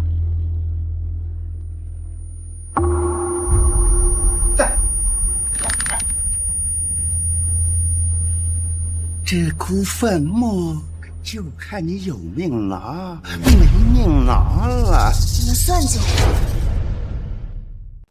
你算计我！小女孩，你也别怪我这个当爸爸的心狠，谁让你从小就不听我的话？还有那个老头子偏心于你，让你做了苏家的继承人。我这个做儿子的，才应该是第一继承人。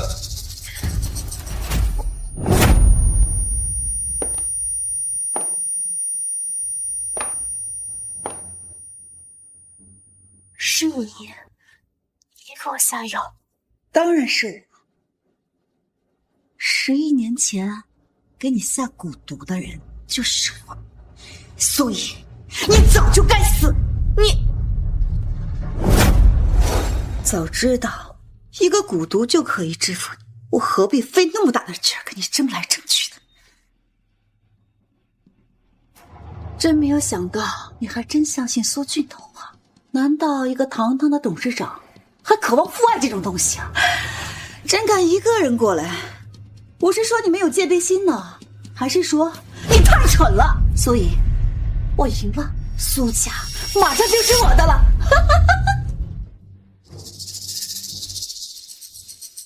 雪儿，你答应过我的，小英她只是瘫痪，不会真的死，对吧？不管怎么说，她都是我的血脉啊。事已至此，这重要吗？苏俊，你少在这给我扮演慈父。当初我说要给他下药的时候，你可是第一个同意。我当初只是想把苏氏集团握在我们手里，我可不想背负杀你的名声。这和我有什么关系？反正骗他过来的人是你，最后他见到的人也是你。而且，你刚说错了，不是我们的。什么？我是说苏氏集团不是我，是我的。你可是一点股份都没有，我才是苏氏最大的股东。雪儿，你好了，先出去吧。我不会让这个女人死的，我要让她看到我当上苏氏集团的掌权人。请吧。安总，叫我董事长，从今天开始，我就是苏氏集团的掌权人。是董事长。什么事儿？说吧。董事长，苏云对外已经失踪2天了，媒体都在猜测他是不是遭遇不测了，公司股市也跟着跌，我们需要准备个说辞应对媒体公众。对外宣称小苏董突发隐疾，瘫痪在床，时日不多，苏氏集团的事宜全权交给我来处理。盯紧这里，不允许任何人进出。是，您放心，这里一只苍蝇都飞不进来。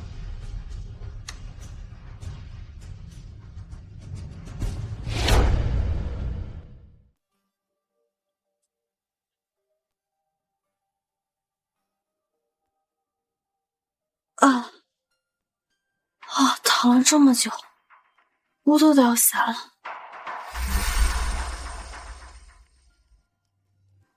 还好偷偷把酒吐了。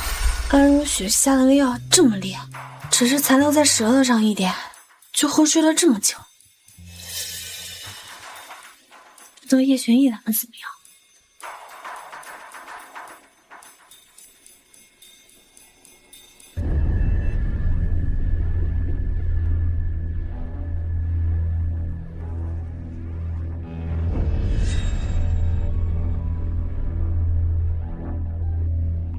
双羽应该一直在，现在巡逻的人太多，还不能打草惊蛇。明天找个机会把他叫进来。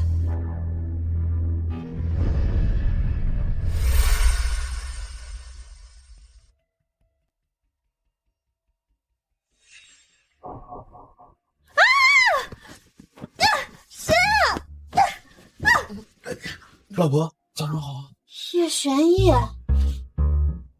好玩吗？老婆大人，咱都2天没见了，你不想我就算了，你怎么打我？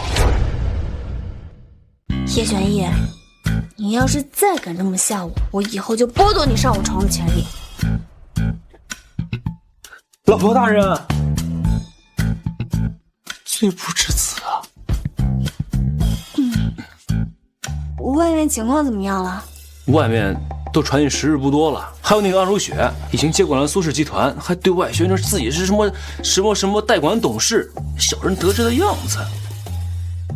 那就让他再得意一些。老婆大人，必须要我为你做点什么。他不是希望全世界都知道吗？那就造势，让知道的人越多越好，让他下不了这个。渣。小事一桩。对了，啊，你怎么来了？哦，我来给你送早饭来了。哎，给你准备了点清淡的，你这2天刚醒，不能让肠胃受刺激。外面这么多保镖，叶玄逸出入这里跟自己家一样，不知道安如雪知道会不会吐血？你怎么知道我今天会醒？我不知道啊。好，我每天都会过来检查你的情况，给你喂解药。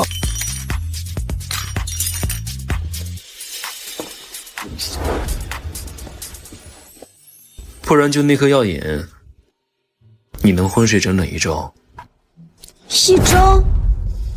那被下了药的毒酒，我不是已经吐了吗？这么惊讶干什么呀？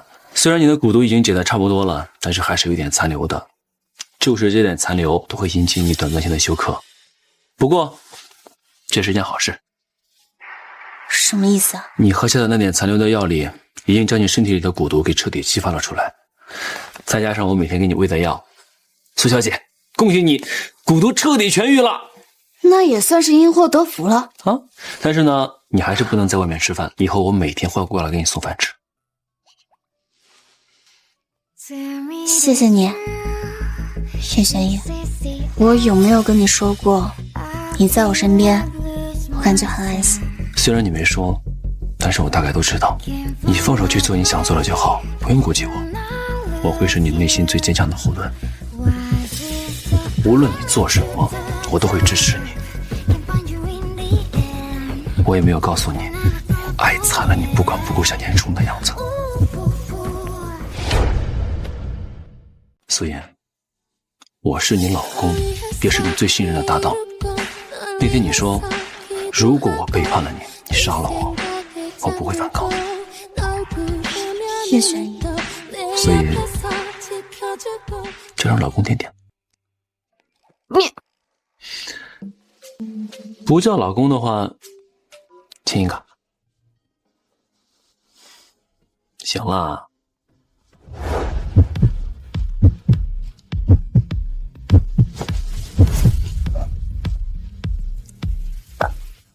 叶玄逸，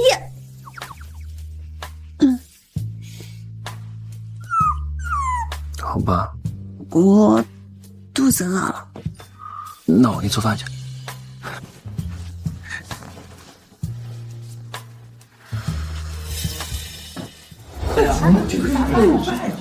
董事长，你也来了。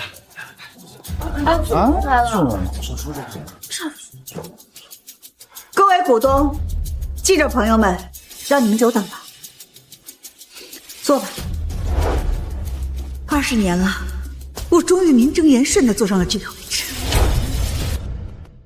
安总，您之前因涉嫌绑架小苏总被抓，这次病危，你也是为了取代小苏总而做的吗？安总，您和小苏总向来不和，外界猜测都是您做的，请您给个合理的解释。当然不是，举报我绑架只是小颖的恶意猜测。如果真的是我绑架的，调查局怎么会这么快把我无罪释放？而且小颖11年前就开始生病，最近我发现她经常去医院看医生，这是她的报告单。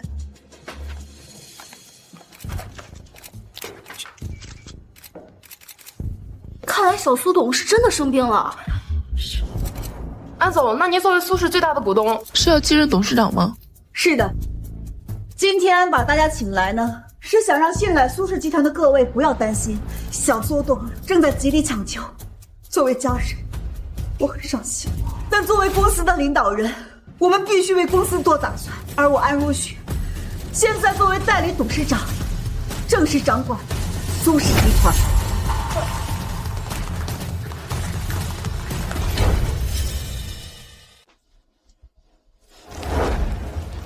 少主夫人，我们按照您所说，大规模造势，让外面所有人都以为您即将病危去世。这次闹出这么大的动静，安如雪一定以为自己得偿所愿，她身后的人不可能没有动作。您的意思是，这安如雪一定会去汇报？这次闹得这么大，就是为了以蛇出洞。双月，从现在开始，你盯紧安如雪，她有任何的动向，包括跟谁通电话，都告诉我。是。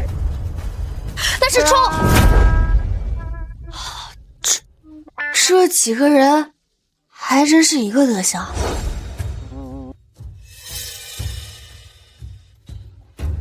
少主夫人，他已经进去了，地址我马上就发给你。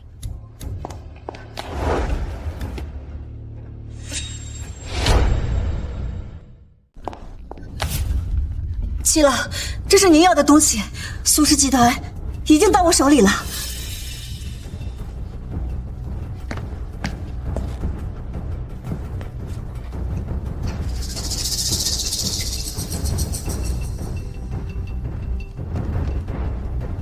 苏银死了？快了，他现在已经深度昏迷，我让我的人已经看管着他。你这么确定，他不会再醒？确定。七郎，我已经做到了，那我的解药是不是可以？等苏家彻底覆灭，我自然会给你。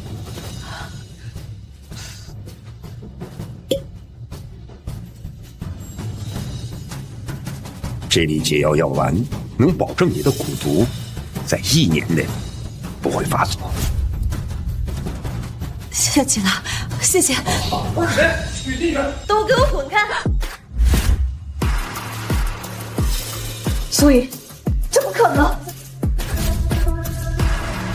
安姨太，好巧。七郎，这是怎么回事？我明明已经给他下药了。七郎，终于见到你了。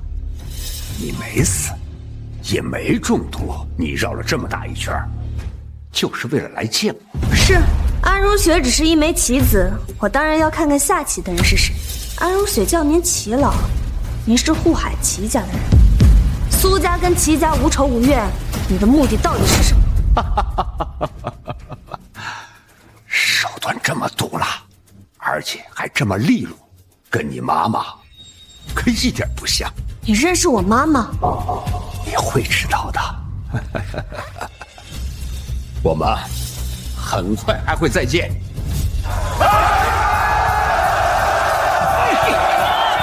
七郎，七郎！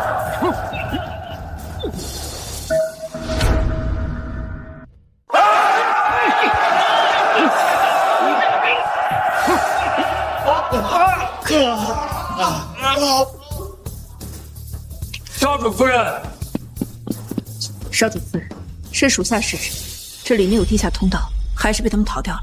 不怪你，这里只是他们的临时根据地，做好了随时逃跑的准备。我们当然追不上。是，这个人该怎么解决？千万不！看来你被放弃了，一个弃子。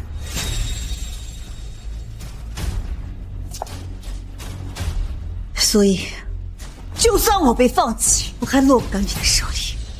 你没有证据。证据？我当然有。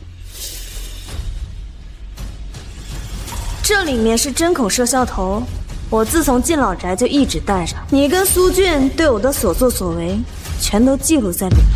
韩如雪，你这一次逃不掉了。你从接电话开始就开始算计我了，是不是？没错，齐家也值得你这样为他们卖命。我本来敬你有2分争权的野心，现在看来，不过是别人的走狗。你懂什么？你以为我愿意任人宰割吗？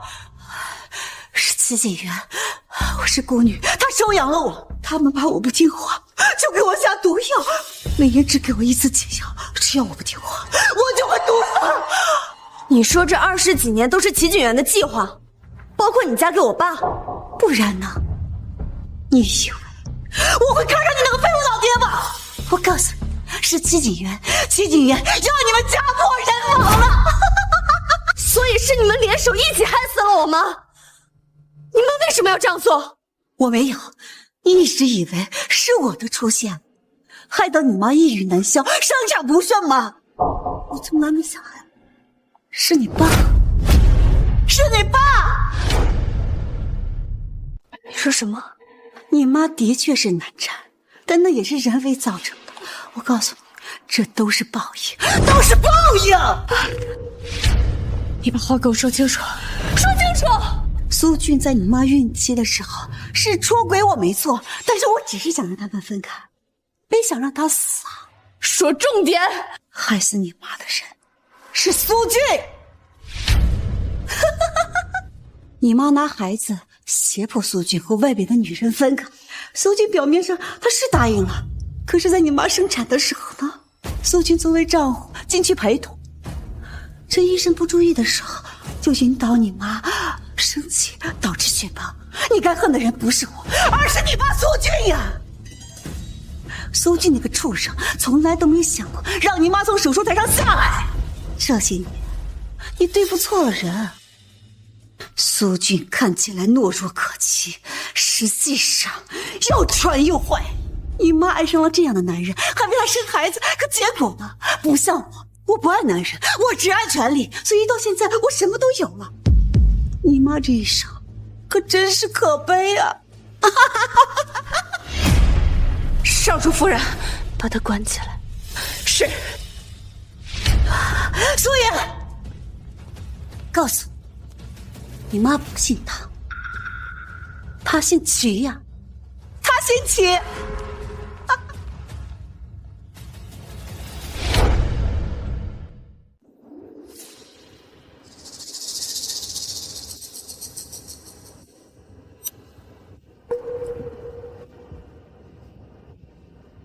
老婆，怎么了？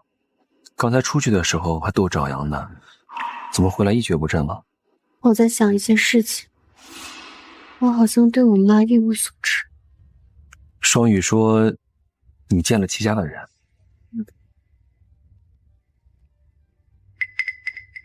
这些是从你办公室里搜出来的窃听器，我刚才查了查，确实是来源于护海齐家。我知道，安如雪背后的人就是护海齐家的家主齐景元。我刚才还查到一些东西。什么？齐家是在研究制度和解毒，但是现在却体制这些，后来就逐渐没落了。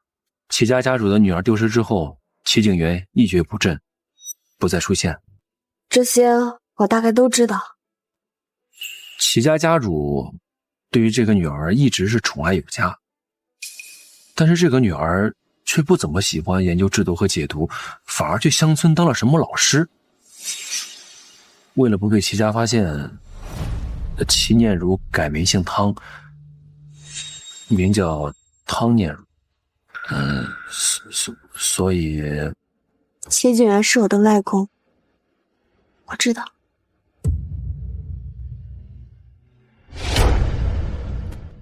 其实一开始见到他的时候，我就猜到了，苏家跟齐家无仇无怨，齐景元却布局这么多年，想要置我们于死地。而且他有一个失踪20多年的女儿，完全跟我妈对得上。说他无情吧，他视女儿如命；说他有情吧，他连自己的亲外孙女不放过。拧巴的倔老头。我是我爷爷一手带大的，爷爷却说我性格强势果断，做事干脆利索，该狠的时候狠，是做生意的好苗子。也不知道随了谁，家里的人都没有这样。直到我看到齐景元，该说不说，不愧是血缘关系，我们骨子里的风劲真的很像。为达到目的拼尽全力，根本不在乎结果值不值得。那怎么了？你很好，是他的错。我当然知道我很好，只不过按照安如雪所说，母亲年轻的时候被父亲掌控，婚后又被丈夫所害，那她本该顺遂的一生，却毁在她最爱的2个男人手里。我们无法得知你母亲是怎么想的，但是她选择了你父亲，那她一定是幸福的。只不过她爱错了人，这个后果超出了她承担的范围。我只是在感慨，与其相信别人，不容把主动权掌握在自己的手里。不愧是我老婆，本来还想着怎么安慰你呢，现在看来不用了。我只希望汤女士下一辈子不要再做世家女儿，更不要再嫁负心男人。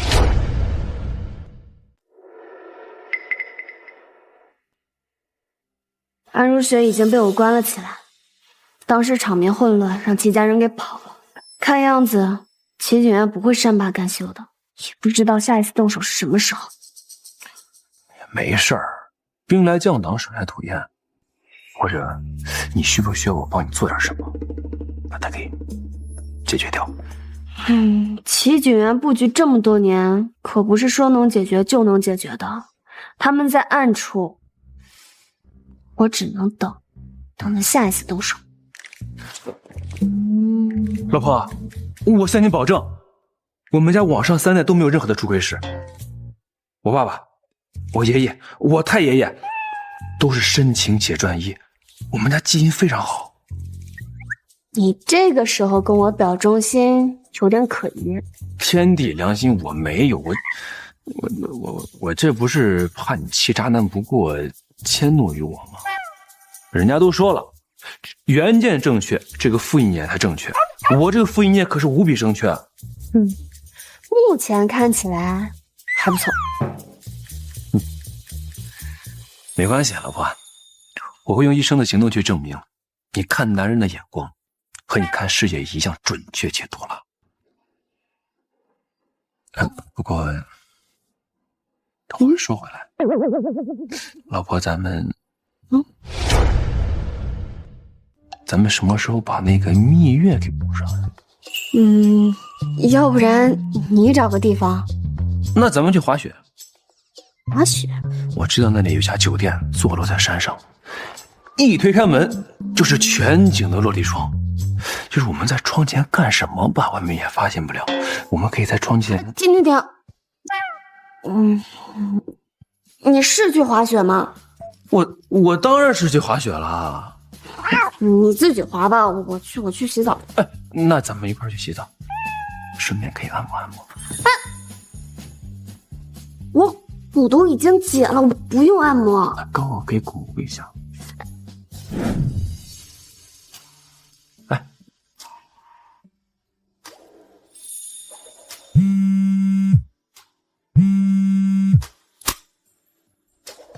喂，董事长，出大事了！齐景元在媒体公开说他拥有苏氏集团最多的股份，还说要即将担任苏氏集团董事长。他哪来的那么多股份？是安如雪把他的股份全部转让了，我们还是被摆了一道。那我们现在怎么办呀，董事长？他还说今天下午就要举办新闻发布会，邀请了所有苏氏集团新老股东，还说让你务必到场。发布会在哪儿？在天海盛宴。好，我知道了。你准备一下，我下午过去，让司机来接我。嗯。季警员出现了。季警员出现了。他几乎收购了外部的所有股份，加上安如雪的30%，他现在手上的股份应该有45%，比我的多。他要收网了。好，那我跟你一块儿去。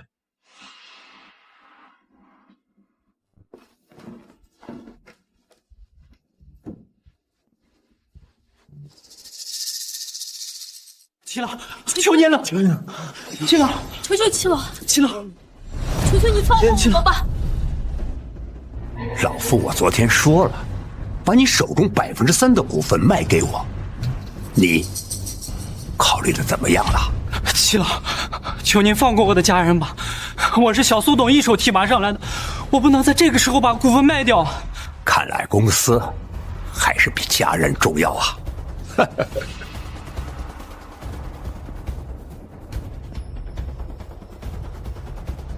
这个是解药，真不打算要你儿子了。你儿子他挺可爱的，就是不知道他能不能扛过今晚。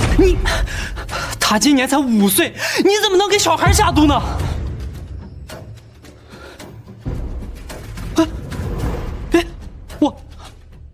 我把股份卖给你吧。哎。这就对了嘛，股份哪有儿子重要，对吧？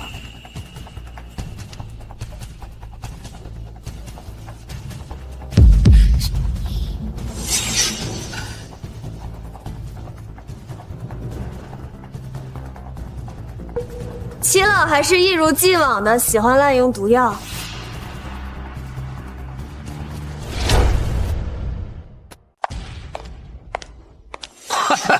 我就说了，我们很快就会见面的，是吧，小苏董？哦不，你马上就不是了，是吗，齐老？或者我应该叫你外公？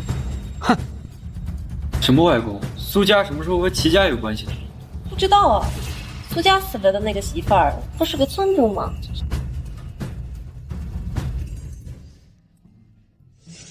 原来你这个废物渣爹在啊！我还以为他没来呢。自己的公司被霸占，这眼睁睁的看着，算什么男人？他向来就喜欢欺软怕硬，只会伤害身边的人，人早下一个。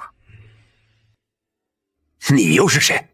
啊，我是苏家上门赘婿，我叫叶玄义。哼，姓叶，我还以为是那个国武叶家呢，原来只不过是一个上门女婿罢了。你就娶了这么一个废物小白脸？哎，我可不是废物啊！我会洗衣，我会做饭，我还会暖床。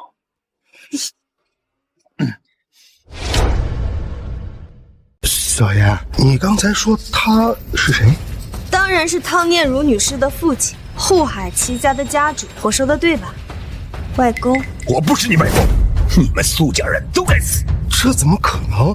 念如她就是个村姑，怎么可能是齐家的人呢？再说了，念如她姓汤，不姓齐呀，真是蠢货！因为当年我妈是离家出走，根本不可能用自己的本名。因为外婆姓汤，所以改名叫汤念如，没错吧？我悉心教导多年的女儿，竟然铁了心了要嫁给你这么一个蠢货！你真的是念如的父亲？念如是卢海齐家大小姐，这怎么可能呢？这么说，你是给念如报仇来了？恭喜你，终于反应过来了。再晚一点，苏家就要变成第二个齐家。您既然是念如的父亲，那我就应该尊您一声岳父。那念如她是难产死的，我们也不想那样啊！你不能因为这个迁怒我们整个苏家吧？混蛋孽障！谁是你岳父？谁是你岳父？妈呀！怎么还动手啊？就是妈，这怎么挺好看？你那么疼爱你的女儿，你干嘛让她流落到村庄？我也舍不得，那是念如她为了追求她自己教师的梦想，连夜逃脱的。我本以为她在外面吃了苦头就会自己回来，可我是万万没想到，在短短几个月的时间里，她遇到了你，甚至和你一起来反抗我。念如她这辈子从来就没和我吵过架，仅仅的2次全都是为了你。知道了，她为了和你结婚，她甚至不承认她是我戚家人，那也是她自愿的。她是自愿的，可你以为你是什么好货色？天天沉湎于酒色，那个安如雪她一出现，你就抛弃了念如。雪儿也是你派来的。我让安如雪来勾引你，那是让念如看清楚你有一个什么样肮脏的灵魂。结果念如还是执迷不悟。你原本只想让他乖乖回家，却没有想到害了他一条命。你为什么不直接找罪魁祸首，而是要蛰伏这么多年？害死我女儿的是你，要不是因为生你这个孽障，我女儿她会死吗？看来安如雪也不是什么都跟你说。你什么意思？我妈根本不是抑郁而死，而是在产房被她活活气死的。什么？你找的安如雪确实是一把好刀，苏俊对她很上心。我妈只是让她离开安如雪，她就对我妈起了杀心。你以为是苏家害了我妈，其实你才是那个最大的帮凶。是不可能，害死我女儿的就是你。要不是因为你，我会出如此下策吗？给我往死里打！下手太狠了，没想到苏家是个这么混子，连发妻都敢害。不嘛，戚老爷子也是辛苦了。行了，把人拉到一边去。晦气！戚老，您来这儿不只是来打人的吧？以家人威胁股东交出股份，实在是小人行径。你以为你苏家就高尚了？统统都是算计的高手。你虽然不像苏俊那么愚蠢，可你和他一样，流着肮脏的血。这股份，我是非要不可。苏爷，你已经输了。我现在手中持有48%的股份，按照规矩，我已经是苏氏集团的董事长。你们苏氏很快就会更名为戚氏。是，你只要再收购3%的股份，就是持有51%股份的最大股东，没有人可以撼动。没错，你们都给我听好了，我现在是集团最大的掌舵人，再加上我戚家强大的势力，你们总不会为这么一点股份得罪我吧？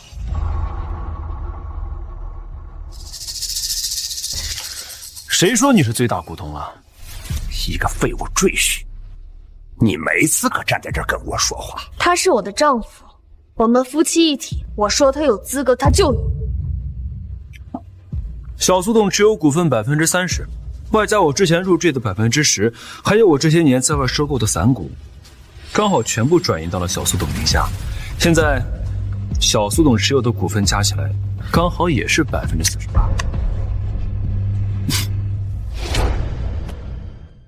一样的股份，这怎么算啊？这还不简单，看背后的势力啊！股份一样多，那又怎样？我戚家虽然没落，但我各方的势力还在，而且我的生意遍布各地。你呢，小苏董，一个即将落入他人手中的苏家，还有一个毫无背景的小白领儿，你能争得过我吗？你们3个，难道就要跟着这种斗价？其实你们勉强保住了董事长的位子，可你们能做得久吗？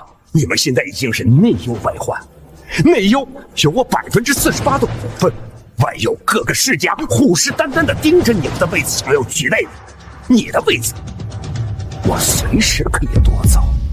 小苏董啊，现在集团不稳定，人心涣散，你年龄又小，资历又浅，还娶了这么一穷二白的赘婿。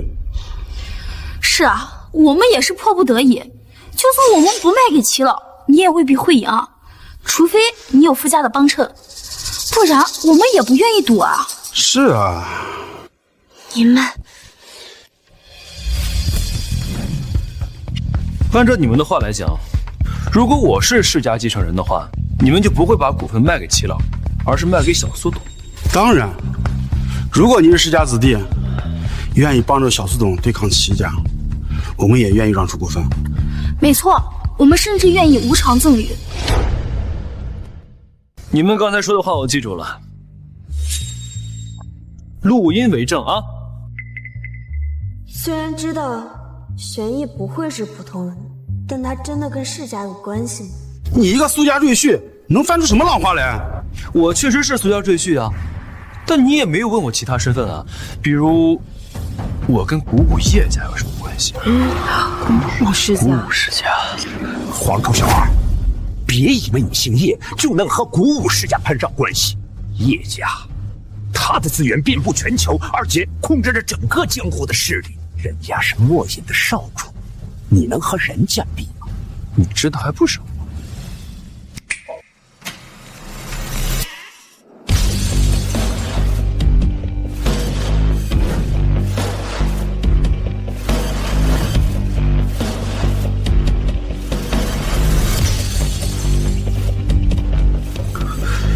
属下来迟，请少主责罚。我们少主乃是古武叶家的现任家主，也是墨隐的少主。今日和苏家大小姐苏莹结婚，那是两情相悦，不论世家恩怨。但凡如若有人侵犯我少主夫人的话，叶家不可能善罢甘休。这怎么可能？你真是叶家的人？老婆。我前期没有想对你刻意隐瞒古道茶那些地儿，还有温泉，都是我叶家的产业，我是一直没有时间解释啊。不过也是，你的身手还有雷云双羽都非比寻常，竟然是武术世家。等等，我海外账户被吞掉的那400亿，那400亿嘛，也是我错的。老婆，你不会生气了吧？这咱回家再说好不好？没有，反正早晚都会知道，只不过这个方式有点特别。这个标志只有叶家人能使用，世界上没有人可以模仿，真的是鼓舞叶家的人。苏家的赘婿竟然是鼓舞叶家的现任家主，苏家和叶家强强联合，还有其他世家什么事？3位还有其他话要讲吗？刚才你们可是信誓旦旦的说，只要我是世家子弟，你们就会把股份无偿转让，该不会耍赖吧？耍赖也没有关系，你们怕齐老的报复，难道就不怕我鼓舞叶家的报复吗？我这个人吧，虽然没有齐老那么小心眼儿，但是我这个人也是相当护短的。你们敢欺负我媳妇儿，就应该知道有什么下场。把这些转让合同给我签了。签！我们签！你们不能签！出尔反尔！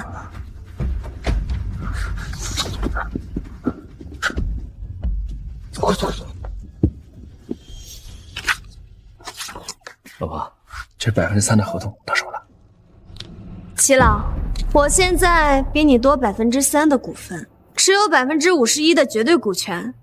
不管是苏家还是苏氏集团，都只可能是苏家人的。那又怎样？即使你吞并了苏氏，我仍然有很多办法来对付你。我告诉你，这事没完。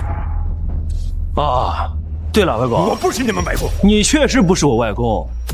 你之前绑架我老婆，你在境外的那些势力，我都已经派人过去取证了。你的大本营，现在已经被我端掉了。这不可能！不可能，打电话问一下，看谁接的。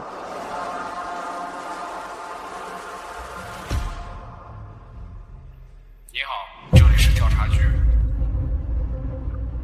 怎么是调查局？你的人全在调查局，你这些年做的肮脏生意，我都已经全部给了国际部，你就等着来被抓吧。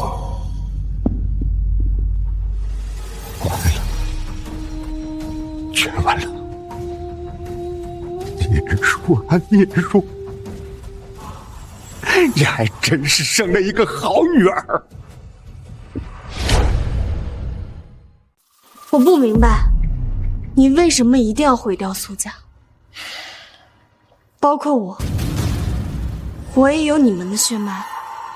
只要你苏家还在一起，我就会时常想起我的女儿。她是为了生下你而死的，是你葬送了她。不过有一点我确实是看错了，你和你的妈妈还是挺像的，一样的坚韧果敢。只是我希望你看男人的眼光比他们好一点。哎，这糟老头子，那他跟我比，嘿，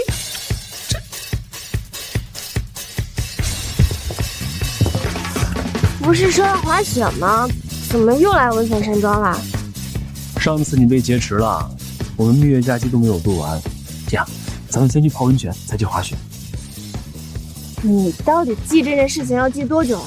那谁让我老婆是大董事长了？抽个假期去旅行都没有时间，我可要好好珍惜跟老婆在一起的每一天。上次泡温泉没有成功，我遗憾了很久。你先给我交代清楚，那400亿是怎么回事？那我真不知道是你的钱，都怪那个雷云，他没提前跟我讲。还有，我账户上多了很多私人岛屿、中立银行。那是我上门女婿的嫁妆。看来你对这个赘婿啊也是啊，我很喜欢。只要是能够对你有帮助的事情，我都乐意去做。苏妍，我爱你。我也是。老公。